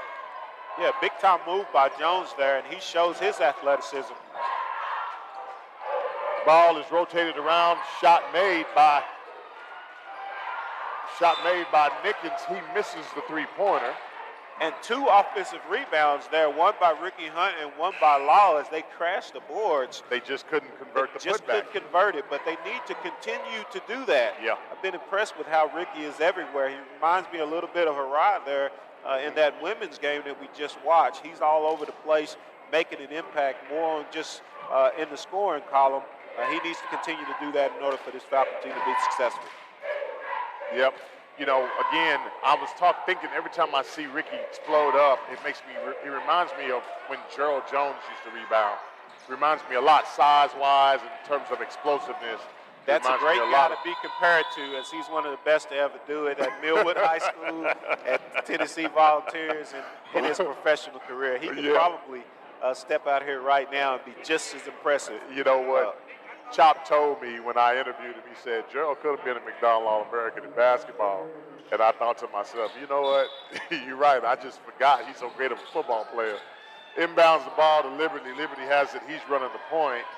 So you got Mays, Liberty, Hunt, Nickens, and Law Ball's back to Liberty. He's going to the right.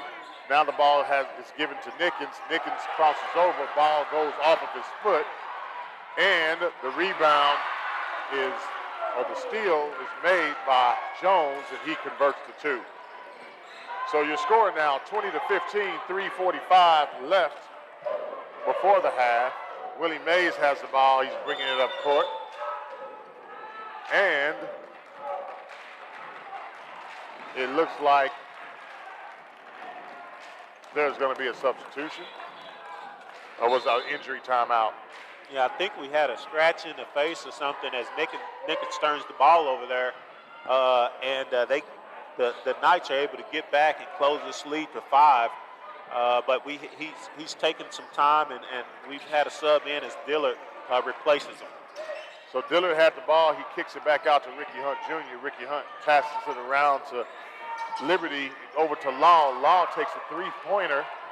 Three-point shot. He misses it. Northwest Classen brings the ball up the court. Yearby has it. He goes into the paint, shoots, misses. Rebound by Mays. Mays comes up the court, goes to the left-hand side to Dillard. Dillard down to Hunt. Law into the low post. He needs to be dealing down in the low post. And he does. Yes. Makes a strong move, and I want to see more of that, not only from Law, but from this entire Falcon team as they get it down there and are able to survey the perimeter, if you will. Take the time and make a good, solid move. He did that, and he's shooting 2 free throws for his efforts. That's right. Law takes the first shot. He misses the first free throw. Comes back to the free throw line for the second half of the two-point shot, of the two-point free throws. He gets settled in. Shot goes up. He misses the second, but rebound by Hunt. Hunt misses the putback. Man, again. He rebounds. That's the second time he's gotten an offensive glass on the free throw. If he just settles down and puts the ball up a little bit more under control, the Falcons would be leading, extending that lead instead of being where they are now, just up by 5. Northwest Classen has the ball at the top of the key. Jones is handling the rock. He's moving the offense around. He goes left, gets the ball over to Rose. Rose is dealing. Ball back to Jones. Now it's over to Yearby. Ball is shot. Three-point shot rims out. Mays on the rebound. He brings it up court. Got to be under control. You don't have numbers. But Liberty gets the ball on a nice little last-minute pass, bounce pass from Mays, and he converts for 2. And Liberty converts down there. He's not explosive as Ricky Hunt is, but I don't know if any athlete in the state is with what he does down there athletically, but he still gets the job done. All of these guys can do that for this Falcon team, so it's good to see Liberty down there making the effort and converting. So Northwest Classen has possession of the ball. Cyrus has it at the top of the key. He rotates the ball over to Rose. Rose misses it. And I don't know what happened there, so they're calling a foul on Northwest Classen. Just a great box out by Dillard there. Yep. He does it exactly like Verl Franklin taught me. You stay on the guy, you don't worry about the ball, and he was able to draw the foul, being able to do that. If you're blocking out and the ball comes off the rim and it hits the court, you've done a heck of a job blocking out. Indeed. And the call goes his way as the Falcons take possession. Willie Mays walking it up the court now, slowing that tempo down with 1:26 to go. That's right. 22-15. Your Falcons are leading. Ball's being rotated around to Jaden Dillard. Over to Hunt. Hunt has it. He rotates weak side to Law. Ball goes into the low post. Willie Mays, he goes up. He gets 2 chances to try to make the shot. He doesn't convert. Northwest Classen has the numbers. They attempt. Euro step. Misses. Ball pushes up to Dillard. Dillard pulls up the mid-range jump shot. It rims out. Fisher gets it. Ball is converted over to Jones. Jones takes it, lays it in. And the score is 22-17, 45 seconds left before the half. And they pushed the tempo there. That's not a bad shot by Dillard there on the break. No, it wasn't. a long rebound, and the Knights get out, and then we're able to convert. And now the Falcons are playing for one as Dillard has the ball, passing to Hunt there at the top of the key. 25 seconds and counting. Ricky Hunt Jr. backs up into the corner. Okay. He's dealing. He goes right. He backs it up. He's starting to get the 5 count. Ricky Hunt goes across, gets the ball down to Liberty, pass a little strong. Jaden Dillard on the opposite side looking for the 3 ball, misses it. Loose ball, and it looks like it was touched by the Falcons before it goes out of bounds. With 1 second left, it will be Knights ball. And that's not a bad possession. They get the shot they want. They just don't convert it. But it was a good attempt as the Falcons just need to knock that shot down. As we close out that second quarter, the Millwood Falcons are up 22-17. I think they've done a lot of the things that Coach Jeffries showed them in the pregame. Just got to make sure that they continue to slow down and not let this pace get too fast, as that's exactly what Northwest Classen wants to do on their home stadium, in their home gymnasium. Well, we're going to go ahead and take a break. It is halftime, and when we come back, you will be participating or hearing the Love's Travel Stops and Country Stores halftime report. We'll be right back after these messages.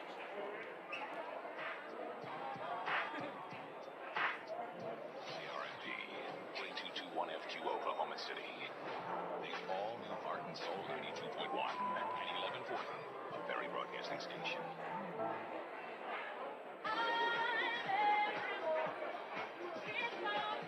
It's time to get ready for the 2022 Oklahoma City Women of Color Expo that will feature great workshops, super sessions, networking, hair and fashion shows, and the signature luncheon. Make sure you are a part of this great event by purchasing a vendor booth for the Oklahoma City Women of Color Expo taking place Saturday, March 19th at the Embassy Suites by Hilton, located at 741 North Phillips Avenue in downtown Oklahoma City. Take advantage of a great event to sell your product and build your brand in front of thousands. There is limited booth space, so get yours today. Get a vendor booth application online at womenofcolorexpo.org or call 405-425-4100. That's 405-425-4100 for the 2022 Oklahoma City Women of Color Expo.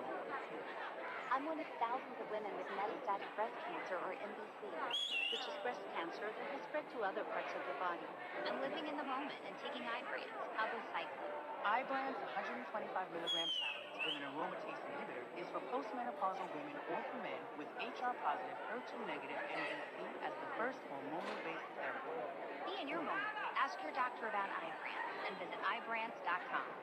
iBrands may cause low white blood cell count that may lead to serious infections. iBrands may cause severe inflammation of the lungs. Both of these can lead to death. Tell your doctor right away if you have new or worsening symptoms, including trouble breathing, shortness of breath, cough, or chest pain. Before taking iBrands, tell your doctor if you have fever, chills, or other signs of infection, liver or kidney problems, are or plan to become pregnant, or are breastfeeding. Common side effects include low red blood cell and low platelet count, infections, tiredness, nausea, sore mouth, abnormalities in liver blood tests, diarrhea, hair thinning or loss, vomiting, rash, and loss of appetite. Did you know that every day someone misses out on a great opportunity, all because of the fear of rejection? But what if you could explore that opportunity without facing any consequences or even wasting your time? Guess what? Now you can with iPrecheck at BoomerKia.com. When other dealers try to keep you in the dark until the very end, at Boomer Kia, we're upfront and transparent, all without having to speak to anybody. So instead of spending hours in a dealership getting yanked around just to find out if you're not getting the deal you want, visit BoomerKia.com and click the iPrecheck form. You'll get your real credit score, your real monthly payments, and more for every vehicle on our site. So what's the best thing about iPrecheck? There's zero risk. It literally doesn't cost you anything. Just enter your name, your address, and the last four of your social, and you can be pre-approved instantly for a brand new Kia at Boomer Kia. So what are you waiting for? Visit BoomerKia.com and click the iPrecheck banner to get pre-approved, all without any risk to your credit. Then come to Boomer Kia off I-240 in South Walker. You're listening to Millwood Basketball on Heart and Soul 92.1 and 1140. Welcome back to the Don Picola Court here on the campus of Northwest Classen High School. And We are transitioning right now into the Love's Travel Stops and Country Store halftime report as your Falcons lead the Northwest Classen Knights 22-17. I'm your host, Coach Gary Woods. I'm joined by none other than Coach Donovan Woods. We're the Woods brothers, and we're having fun calling this game because we're actually watching some pretty athletic basketball tonight. We definitely are on both sides. The Millwood Falcons are showing their athleticism. Kobe Law, Ricky Hunt, Jaden Nickens, all of those guys are doing as exactly what they're advertised to be, athletic, out there on the perimeter, all over the rim as they're getting to the bucket.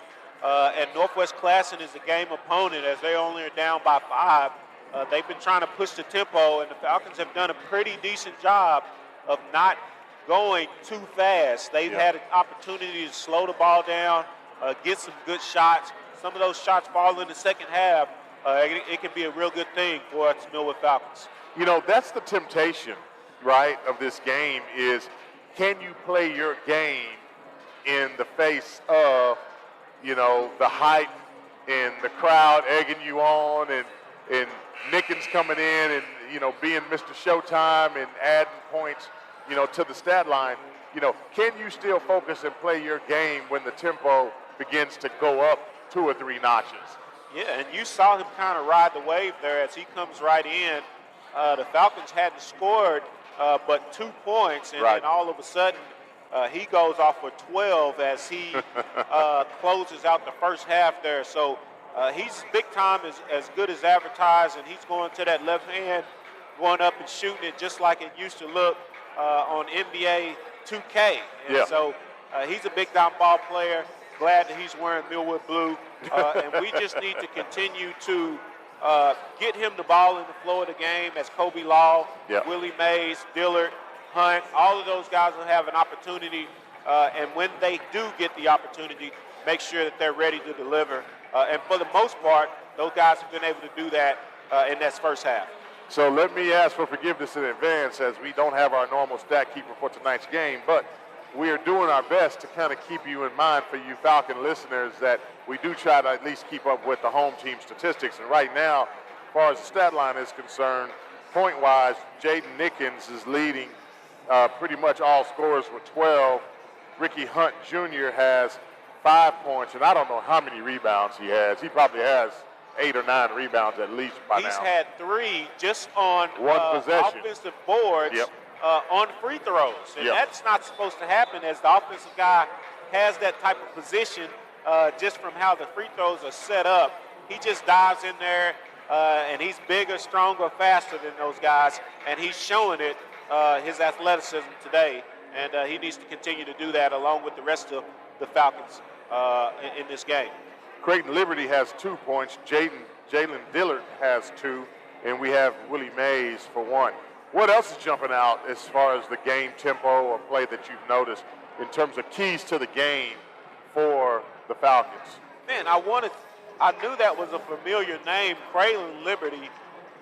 He comes from a basketball family. I know he's Marcus Liberty and him. Liberty and Creighton Liberty, his dad, and Adam Liberty. I had a chance to play against him in 2003 with that great team from John Marshall. But I knew that was a familiar name. Huge basketball family over there at the John Marshall Bears. So, but I know that's a little off topic, but just want to see the Falcons continue to do what they've been doing, being athletic, being in control, especially early on. We didn't have the type of control that I thought Coach Jeffries would want, but it didn't burn us there in the first half. Northwest got a chance to speed up the tempo a little bit, and they got back into the game. And they'll try to do that in the second half, but this home crowd has started to fill up as they're breaking in this new gymnasium after the Christmas break. And it should be an entertaining second half, but Millwood just needs to continue to do what they've done, hopefully make a few more shots in the second half, and they should be in the position to come out victorious. You know, as far as if it's me, and I'm talking about it from a coach's perspective, okay, we saw the first half, we saw the up and down style of play, we saw the emotion really getting, kind of at times cause us to have to ride the wave both up and down. But I think this second half, my message to the team is let's get into the paint. Let's take advantage of these possessions. Let's shoot the higher percentage shots. Let's make our free throws and continue to rebound and play good defense. Right. That to me is how we close out this game in the second half. And I think we've only made 2 threes. And you saw Kobe, Ricky got a shot down there in the paint. Nickens got a shot down there in the paint. When we're able to do that, we are a better team. And I think this Northwest Classen team, they don't have that ability. That they've gotten some shots in transition around the basket, but they can't get to the bucket the way that we can with our athleticism offensively. And we're giving them a ton of problems when they try to do that just because of our athleticism and our length. So we need to continue to use that. Willie Mays is doing a good job getting us in the correct plays, and we just need to continue to do that and use that athleticism moving forward. Well, right now from three-point land, the Falcons are shooting about 16%. So we need to reel that in and kind of take the shots that are going to work to our advantage. We're going to take a short break. You have been listening to the Love's Travel Stops and Country Store halftime report. Again, my name is Gary Woods. This is Donovan Woods. We're on the call tonight, and we'll be right back after this short break.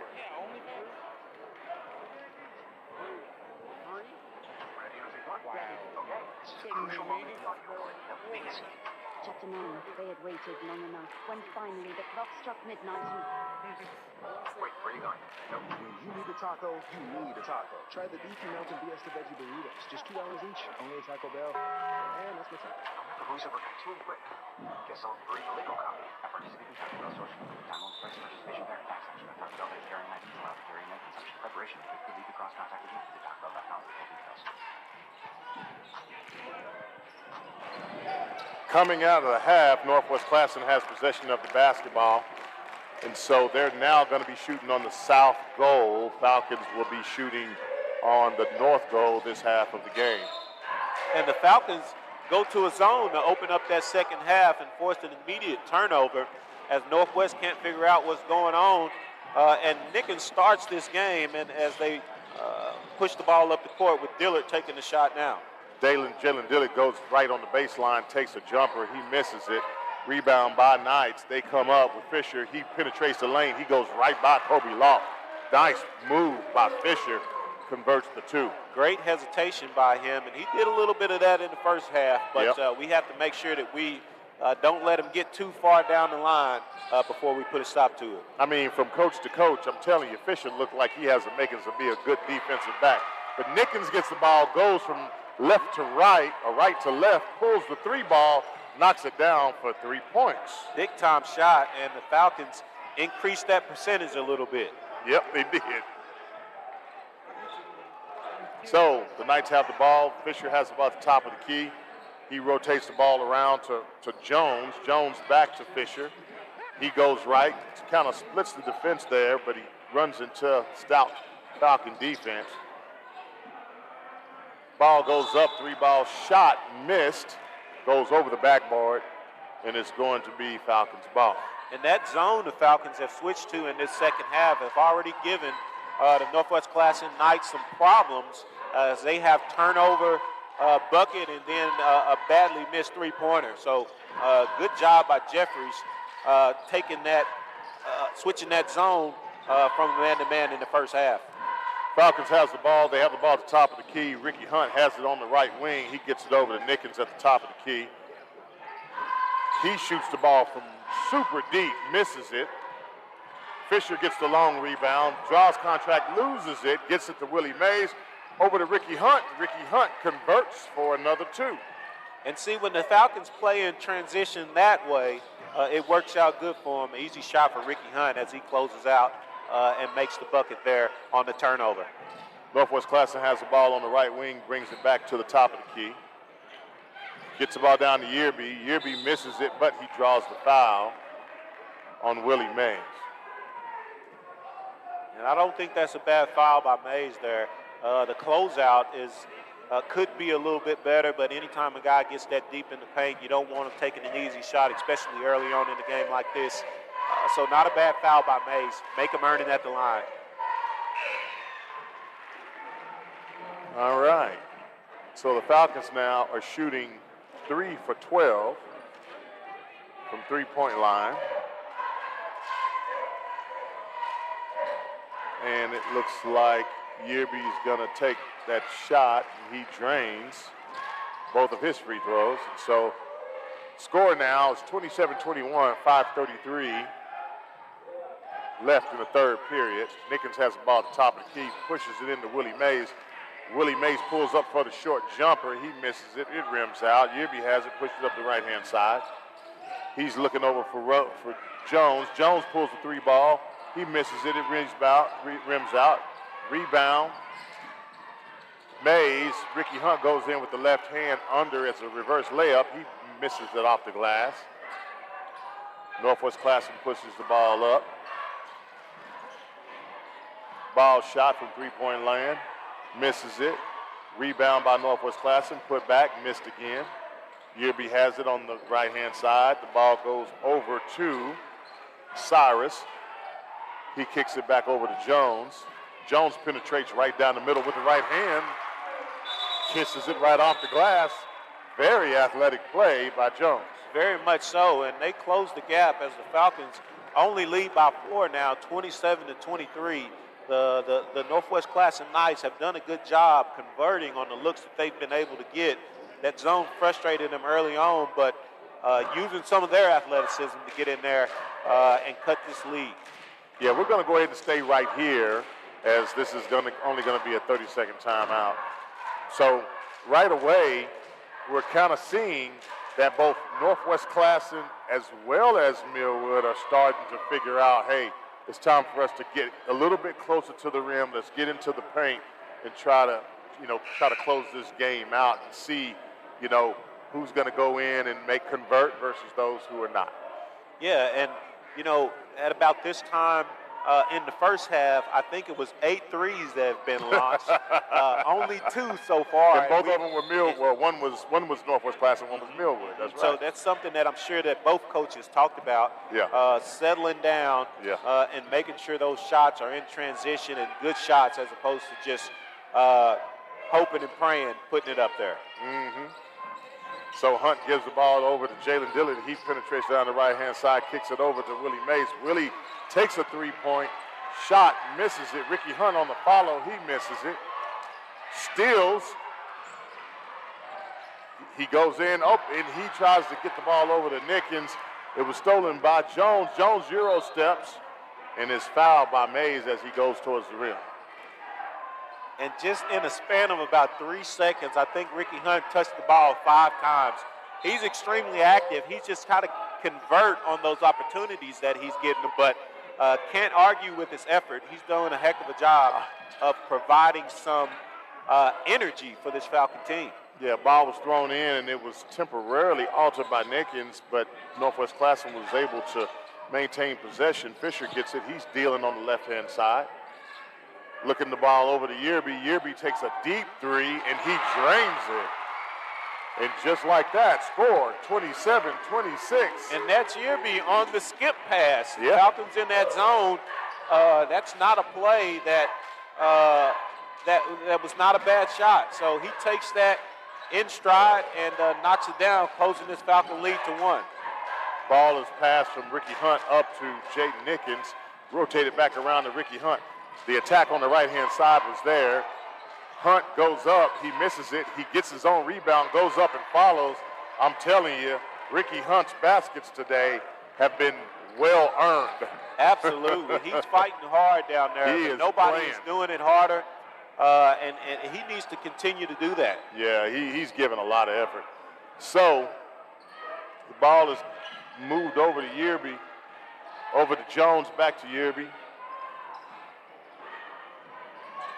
Ball's penetrated, and it looks like as Cyrus is penetrating, he was fouled, and it looks like by Mays, and Mays is coming out, and Liberty is coming in. So your personnel grouping for the Falcons: Hunt, Dillard, Law, Nickens, Liberty. Northwest Classen inbounds the ball. It's over to Cyrus. Cyrus goes left-hand side, takes it between the legs, almost loses it. Ball is taken penetration by, penetrated by Fisher. Fisher kind of loses it. And Falcons going back to that zone, and they forced a tough shot on the challenge there, and were able to secure the rebound and get the foul. Liberty bringing the ball up now for the Falcons. 2:32 left in the third period. Falcons lead 29-26 over the Knights. Liberty's running the point. Ball's over on the left-hand side to Ricky Hunt. Ricky Hunt's looking in the middle. He goes through the middle, and he drop steps. Beautiful move, just doesn't convert. Cyrus brings the ball up the left-hand side, sees Yearby, he's wide open. He pulls it and drains a three ball. And see, that's his second one. He's obviously a guy that has the hot hand right now for the Knights. We need to make sure that we find him in transition as he cuts the lead. Actually, he ties the score. That's right. It's the first tie of the game as the Falcons have led since early on. 1:53 left in the third period as Nickens tries to feed the ball down to Liberty, and balls enforces and has a turnover. So 1:48 left, 29-29. This game's all knotted up. So Cyrus has the ball on the right-hand side. He's dealing off the dribble. He makes it to the free throw line. Three balls pulled up, missed. Rebound by Knights. Cyrus has the ball right back. So the players to watch right now: Cyrus, Yearby, Fisher. Cyrus pulls it, misses rims.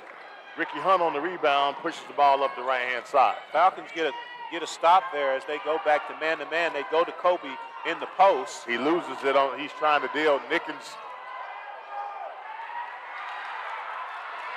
feels like he was fouled. Ball turns over. Fisher pulls the three ball, misses it. Rebound by Knights, but there's an over-the-back call. Yeah, Nickens definitely get bumps there, but he has to get up and get back down the floor as the Falcons get extremely lucky there. It's a tie ball game, and we get a foul call. Yeah. And Knights has numbers.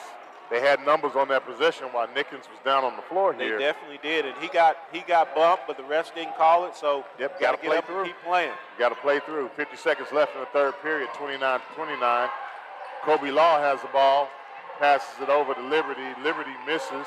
He gets it. Ball goes to Dillard. Dillard pulls it, and he drains the intermediate jump shot right there at the elbow. Nice look, nice shot by Jalen Dillard. Great possession by the Falcons as they take the lead back 31-29 over the Northwest Classen Knights. 25 seconds left in the third period.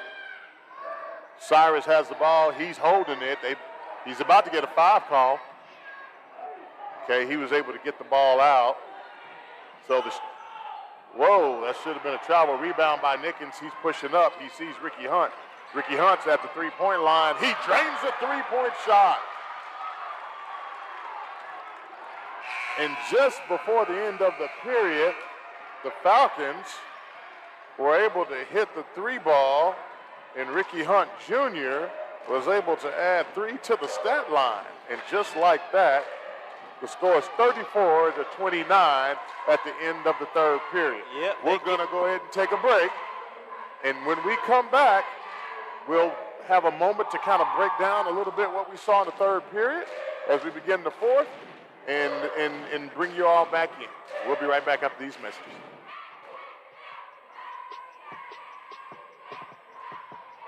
We travel to see what's around the bend and what we're capable of. And now Capital One's new classic travel card can keep up with you. Introducing Venture X from Capital One. With 10x miles on hotels and rental cars, and 5x miles on flights booked through Capital One Travel, and 2x miles on everything else you buy. Venture X, for those always asking, where next? Capital One, what's in your wallet? Terms apply. See CapitalOne.com for details.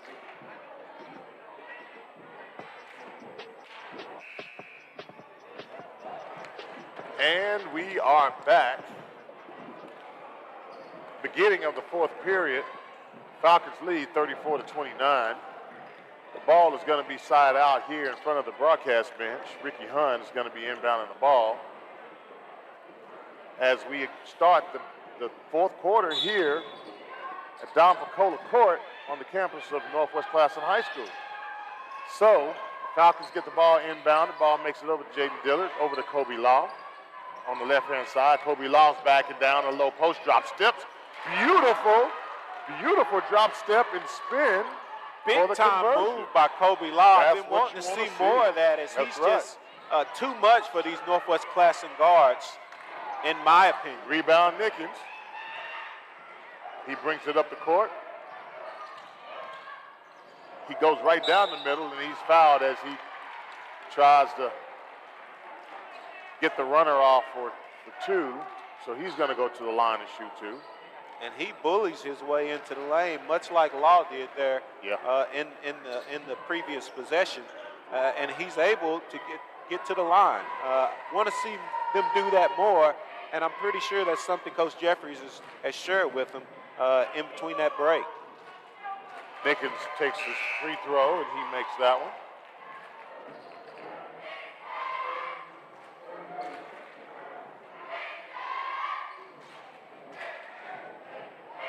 Now, something's going on in the court. They're trying to figure out what's what.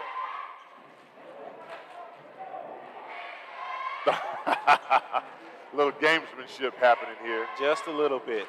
Ricky's he's gotten, I think, 3 offensive boards on the free throw, so they're trying to make sure that they know where he is, because he's obviously very skilled at pushing the lane there and rebounding on the free throw. Nickens converts on the second shot.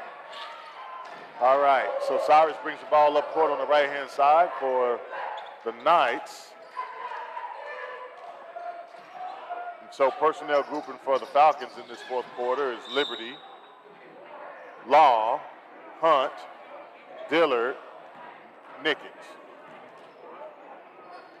And for the Knights, we have Cyrus, Boykin, Jones, Yearby, in which Yearby gets a look on the inbound, and he misses it, but the rebound's by Fisher. He misses it.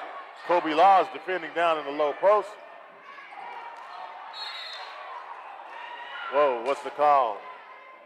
They got a foul call. 24 on Kobe Law. And even with the easy rebound from the Knights there, they still have a problem putting it back up with the Falcons' length and athleticism. They don't get the easy two, which it should have been. Instead, they have to earn it at the line. Jones at the free throw line. He shoots his first.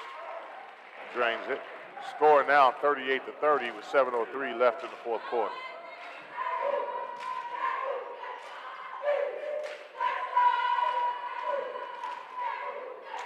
Jones hits his second one. Did you notice how Jones went through his free throw routine, paced himself, and did not allow the game to rush him or slow him down? Yep, everybody can't say that, especially here tonight, as the intensity is definitely ratcheted up in this fourth quarter. Liberty has the ball at the top of the key. He's going left. He has a step back at the elbow, pulls it, drains two, reminiscent of his bloodline. The Liberty family, well known for their basketball prowess. Shot goes up, Liberty gets the rebound, goes behind the back. He's fouled by Fisher. And the Falcons continuing to give the Knights problem with their athleticism. And Liberty gets fouled there as he brings the ball up the court. Falcons just need to continue to do what they're doing as they extend this lead to 9 points. Yeah, 40-31 as the ball rotates over to Dillard, back up to Hunt, giving to Nickens.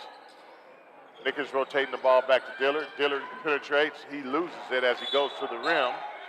Waiting on the call. Possession stays with the Falcons.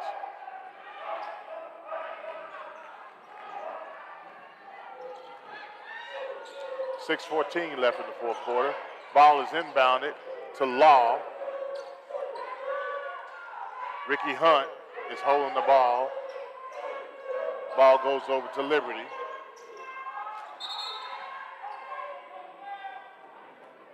Looks like there's going to be a loose ball foul called on Fisher against Nickens.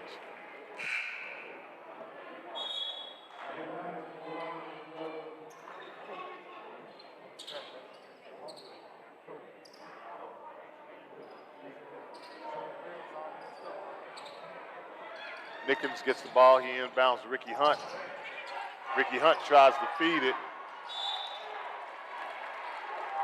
Great look. I know where he was going with the ball. It was definitely there. It just didn't seem to work out for it. 5:55 left. Your score is 40-31 in the fourth period. Northwest Classen has possession of the ball, gets it over to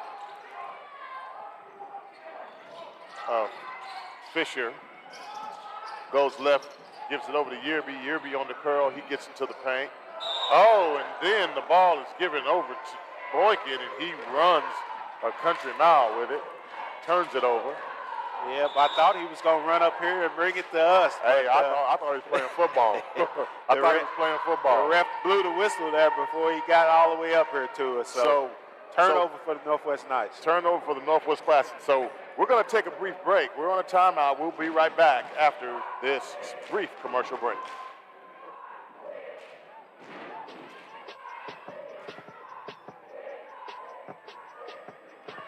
Oklahoma City, New Hope Baptist Church and Reverend E. Jennings Tyson invite you to the expansion. One church, two locations. New Hope Baptist Church now has a church in Midwest City to serve you at 320 North Midwest Boulevard. Come to the entrance celebration this Sunday, January 30th at 3 p.m. There will be a motorcade processional from 1232 Northeast 7th Church location to the new Midwest City Church starting at 2 p.m. New Hope Baptist Church and Reverend E. Jennings Tyson now has two locations to serve you.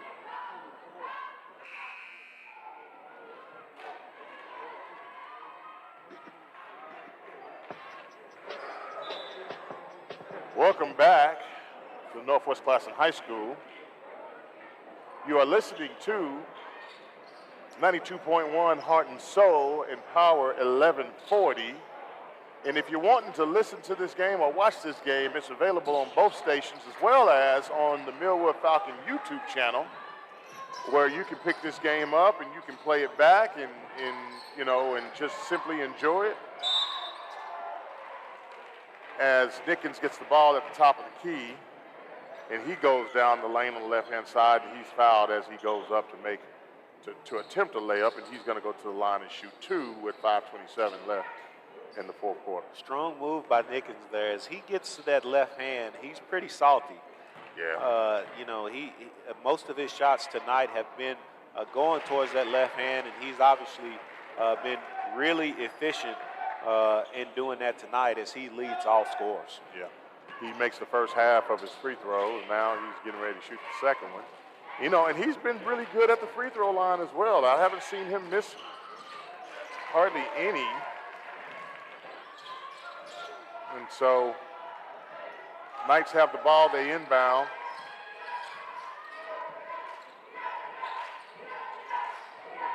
Cyrus has the ball, he goes left. He attempts to make a layup, and Nickens kind of denied him a little bit. Now the ball's back over to Jones. Jones penetrating. He tries to go underneath the basket. He doesn't convert. Rebound, Ricky Hunt Jr. Even when the Knights look like they have a good look at the basket, the Falcons' length on defense continues to give them problems as they can't even get a shot up as they try to go one-on-one with this Falcon team. Nickens goes left. He pulls back. He fires it. Was that a 2 or a 3 did he attempt to shoot? It looked like he was just back. Inside of the three-point line. Okay. So that ball goes out of bounds, and now it's Knights' ball. They get it. Yearby gets the ball over to Fisher. Fisher goes up the middle of the court with his left hand. He penetrates right down the middle and converts the layup. Wow. And Libby was with him the entire time. It's just a heck of an athletic play by Fisher. Great job by Fisher there. But, he had to work all he wanted for that bucket. And so as he closes the lead, the Falcon lead to 9, that's how you want to make them do it. Make them take tough shots. You don't foul. You're getting the possession coming out of the timeout here as Coach Jeffries talks it over with his team. Yeah, 42-33 is your score. Falcons are up by 9. 4:32 left in the fourth period. And so the Falcons are going to try to get everything calmed back down. Emphasis here, what do you think, Donovan? Defense or shot selection? Or both? Offensively, as the Falcons will have possession coming out of here, that's something that Coach Jeffries will be talking about, making sure that they get a good look at the basket. Won't be surprised if they get it to Nickens at the top of the key. He gets to that left hand and tries to create something. And then once that shot goes up, obviously if you make it, you get back on defense. Even if you don't make it, you especially get back on defense. So making sure that that's what we need to be doing. Pretty sure Coach Jeffries, being the heck of a coach that he is, has covered that as Northwest Classen brings out some full court pressure. So the ball is actually thrown past half court. Nickens to Hunt. Hunt skip passes over to Liberty. Liberty is dealing a little bit on the left-hand side. He penetrates, he gets into the paint, kicks it back over to Hunt. Hunt goes back left. Jalen Dillard gets the ball at the top of the key, and he's called for steps. And that's not a bad possession. You know, he wasn't. gets the defender in the air. Unfortunately, he takes one too many steps, and we don't get the shot off, but not a bad possession for the Falcons. Cyrus gets the ball, brings it up court, kicks it over to Fisher. Fisher goes from left to right. He's stopped by Nickens. Cyrus goes back across. That's one of the things that's bothering me. Jones takes the shot. He misses it. Rebound Hunt. That's one of the things that's bothering me is how easy they can get into the paint. Yeah, but even when they're getting into the paint, we've been fortunate that we haven't given up too many shots as Nickens takes that shot. Rebound by Law. Rebound by Law and does a heck of a job putting it back on the glass for Falcon 2. Yeah, that was a good follow by Law. He converts to 2.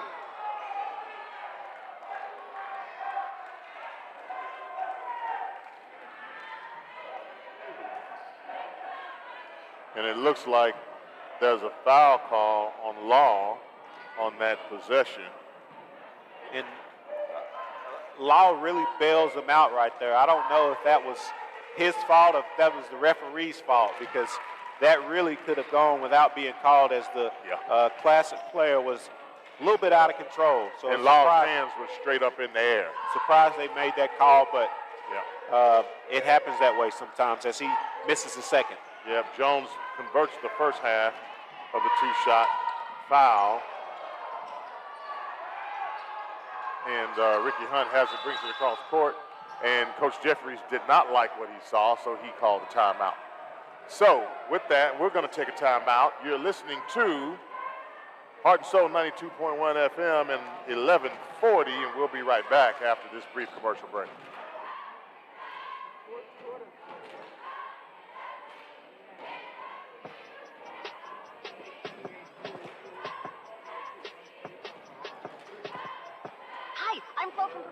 Being a baseball fanatic like me can be stressful. It's not all sports points and touchdowns. So Progressive is going to help you take your mind off your team for a moment. Instead of thinking about how they missed that goal point score, think about the Name Your Price tool from Progressive, letting you choose coverage options based on your budget. Unlike your team that missed the end zone net area. Well, anyway, hope this distraction about Progressive's Name Your Price tool was helpful. It sure kept me from thinking about all those penalty balls. Yay, sports! Progressive Casualty Insurance Company and affiliates. Present covered match limited by state law.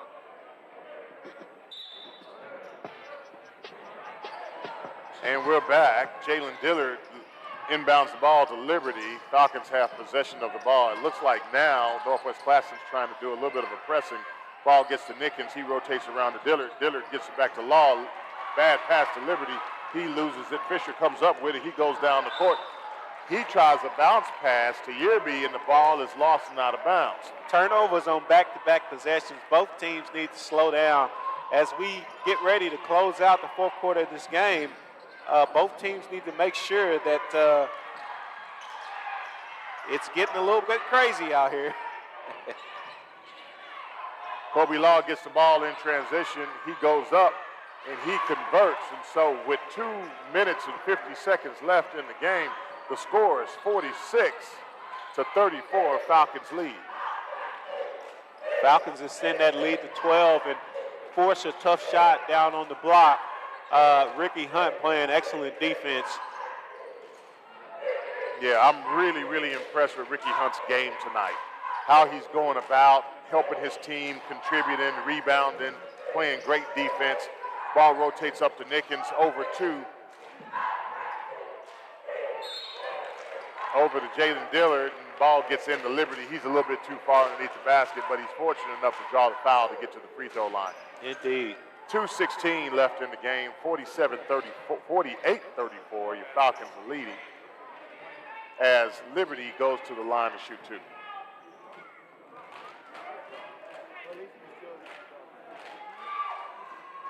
Liberty misses his first shot. Falcons just need to make sure after this free throw by Liberty, whether it's a make or a miss, you're sitting at a 14-point lead. You've done pretty much what you want to do. It's important to close out this game and not get sloppy as we wind this thing down. Right, and Liberty misses the second one. And that's what I'm talking about in terms of closing out games.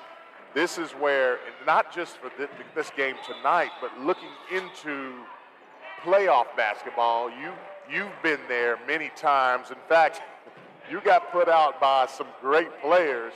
You ran into the Griffin brothers and the Bookouts, right? Yeah, we got by the Griffin brothers, but well, it's actually just Taylor. Blake was not. Blake was gone? Blake was gone, but Bookout was still there my junior season.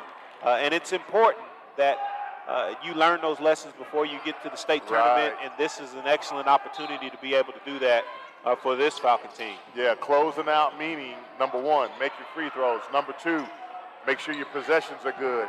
Convert on putbacks, fast breaks as Kobe Law rebounds the ball, throws the ball up court to a breaking Jalen Dillard, and he kisses the ball off the backboard for 2 points. And it looks like the Falcons are going to close this game out. The Knights have just not been able to get anything going. They've had the crowd to be able to make a run, but they just haven't been able to put the ball in the hole to get the type of momentum that they've needed. And credit the Falcons for being able to stymie any momentum that they've been able to muster. Yeah, when you actually begin looking at, you know, the players that really are making the greatest impact for the Knights, you're seeing Jones, Yearby, Cyrus, okay, and Fisher. But when you look at who's contributing for the Falcons, you're seeing Mays, Dillard, Hunt, Liberty, Nickens, Law. And when you look at Nickens' stat line and Hunt's stat line, you know, you're seeing that's where the bulk of the points are coming from. Yeah, and, you know, Nickens has made some moves that have been extremely efficient, getting at that left hand. But Ricky he's gone out and gotten his the hard way. Tons of rebounds, tons of steals, just being extremely active. Would like to see him be a little bit more efficient, but, man, you just can't argue with his effort and what he's bringing to this ball club. You could throw Kobe Law in that category along with Liberty, Dillard, and really this entire Falcon team. They've played with a ton of energy, and they've matched what the Knights have put out here on the floor tonight. And let me tell you, I love Ricky Hunt's style of play. He's actually been playing very, very contained as Law rebounds the ball, gets it to Dillard. Dillard converts for another 2, and now he has 8 for the game. So it looks like a foul was called. Minute 44 left, score 50-34. Falcons are leading as we look at the foul counts. In fact, you know, the Knights and the Falcons both are in a bonus. Yeah, it's been a relatively clean game, though. It has been. It you really know, has. anytime you don't have to talk about the referees much, you know, that's always a good thing. And so, you know, 7 fouls for both teams. It's been a relatively clean game. I bet if this game was a little bit closer, as the Falcons extend this lead to 15 points, you'd have a little bit more complaining. Maybe it's some complaining out there for the Northwest Knights, but none from the Falcons as we lead by 14 points. Jones gets the steal, hands it over to Yearby. Yearby, man, I tell you what, Yearby can shoot the ball. He can. I mean, he gets a clean look. He can knock that down. And it might be too little too late as he knocks, I think that's his 5th 3 through as he closes the lead to 11. But that's the kind of thing that the Knights have been looking for as we've gotten deeper into this 4th quarter, and that Millwood has been trying to avoid. Because, again, this home crowd is still here as they're breaking in this new gymnasium coming off the Christmas break. And so The Falcons need to make sure that they take care of the ball and don't let anything out of the ordinary happen with this 11-point lead. Yeah. So as I'm looking at the court, I'm waiting to see what the Falcons come up with. When I'm looking at the personnel grouping for the Knights, they're coming out with Jones, Fisher, Cyrus, Beatty, and Yearby. So I'm waiting to see what Coach Jeffries brings out in terms of personnel grouping as he try to play this last minute and 34 seconds. I don't know if this is going to turn into a foul-a-thon or what, but now we have Nickens, Hunt, Liberty, Law, and Dillard. Falcons have the ball. They're inbounding. Ball was thrown into Dillard, given to Hunt. Hunt gets the ball. He's across the court to Law, and Law converts on the two-point play.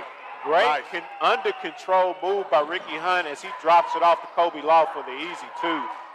Yeah. And Law does a great job of going straight up, challenging, not fouling. We give up the 2 points, but we're able to get the ball out quick. Cyrus converts on two. The Falcons get the ball inbound with a long pass to Dillard, and the ball was knocked out of bounds by the Knights. Falcons maintain possession. Ball was given to Ricky Hunt. A little bit out of control as he goes in for the layup. It actually looks like he was looking to drop a dime. Instead, he ended up getting a little deep under the basket and missing. But he was able to draw the foul. Yeah, and you can't argue with that. He needs to step to the line and knock this through for the Falcons as we are hanging on to an 11-point lead. Yep, and the student section is getting a little rowdy for the Knights as Ricky Hunt shoots his first free throw and he misses.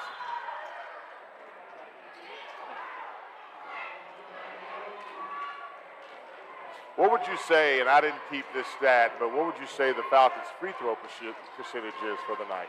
Early on, I thought it was pretty good as Ricky knocks through that second one.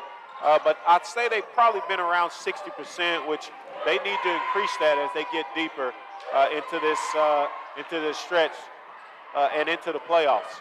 Yep, Ricky Hunt brings the ball up court, gets it over to Dillard.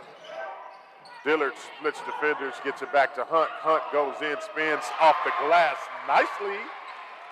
Heck of a play by Hunt as he adds another 2 to the stat line. And his athleticism really just jumps off.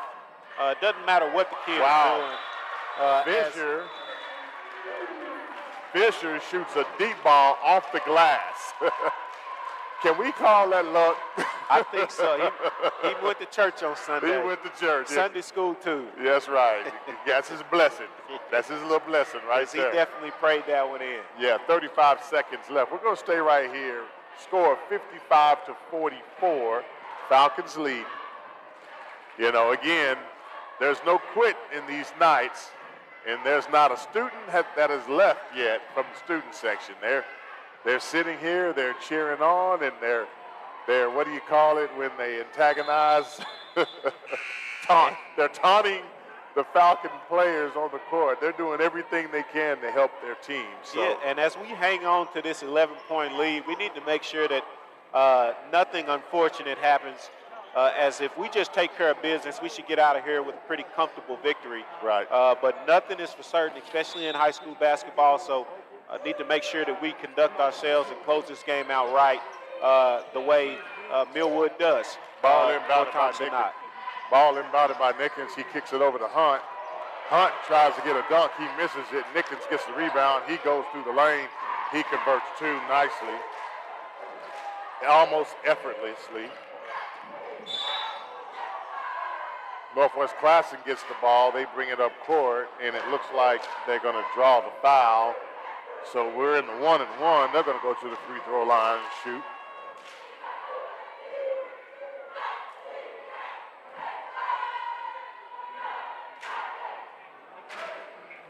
So for the Falcons, we have Liberty, Hunt, Dillard, Law, Nickens on the floor. As Fisher shoots the first half of his 1-and-1, Ricky Hunt gets the rebound. I mean, he really gets the rebound.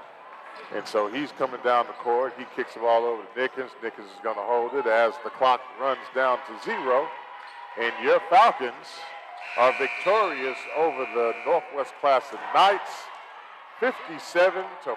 We're going to take a break, and then we're going to come back with your post-game show and talk a little bit about what we saw here tonight. So you're listening to 92.1 FM and Power 1140, and we will be right back after these messages with the post-game show.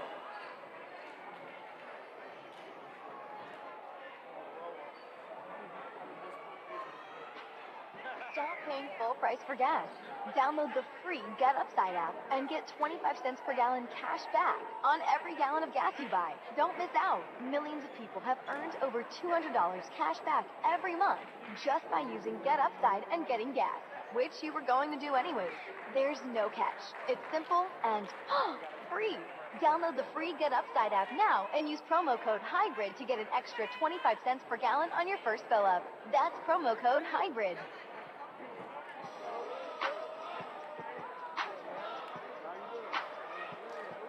And we are back. Welcome to the Love's Travel Stops and Country Stores post-game show. I'm your host, Coach Gary Woods, and I'm joined by Coach Donovan Woods. You got the Woods brothers tonight as we had a fantastic time calling a very energetic game between the Falcons and the Knights. What did you see here tonight, Donovan? It was an excellent game. Anytime you can come out with a victory, it's always a positive, especially coming off a break. You never know how your team is going to respond, especially getting back into school, dealing with all of the things that you have to deal with that we're dealing with nowadays. So for the Falcons to come out and the Lady Falcons to come out and have this experience and have it in victory, it's always a positive thing. You got the chance to see some good things from Ricky Hunt, from Jaden Nickens, from Willie Mays, from Dillard, from Law. I think all of the things that you want as a coach, you had an opportunity to see today, and you do it in victory. Yep. So before we get into the stat line, I'd like to take a moment to thank our sponsors. And first of all, SSML St. Anthony's Health Systems, OG&E, Love's Travel Stops and Country Stores, Big Old Pork and Dreams, First Security Bank, Chris and Christy Harrison's of Heritage Funeral Home, Langston University, and the Black Chronicle newspaper.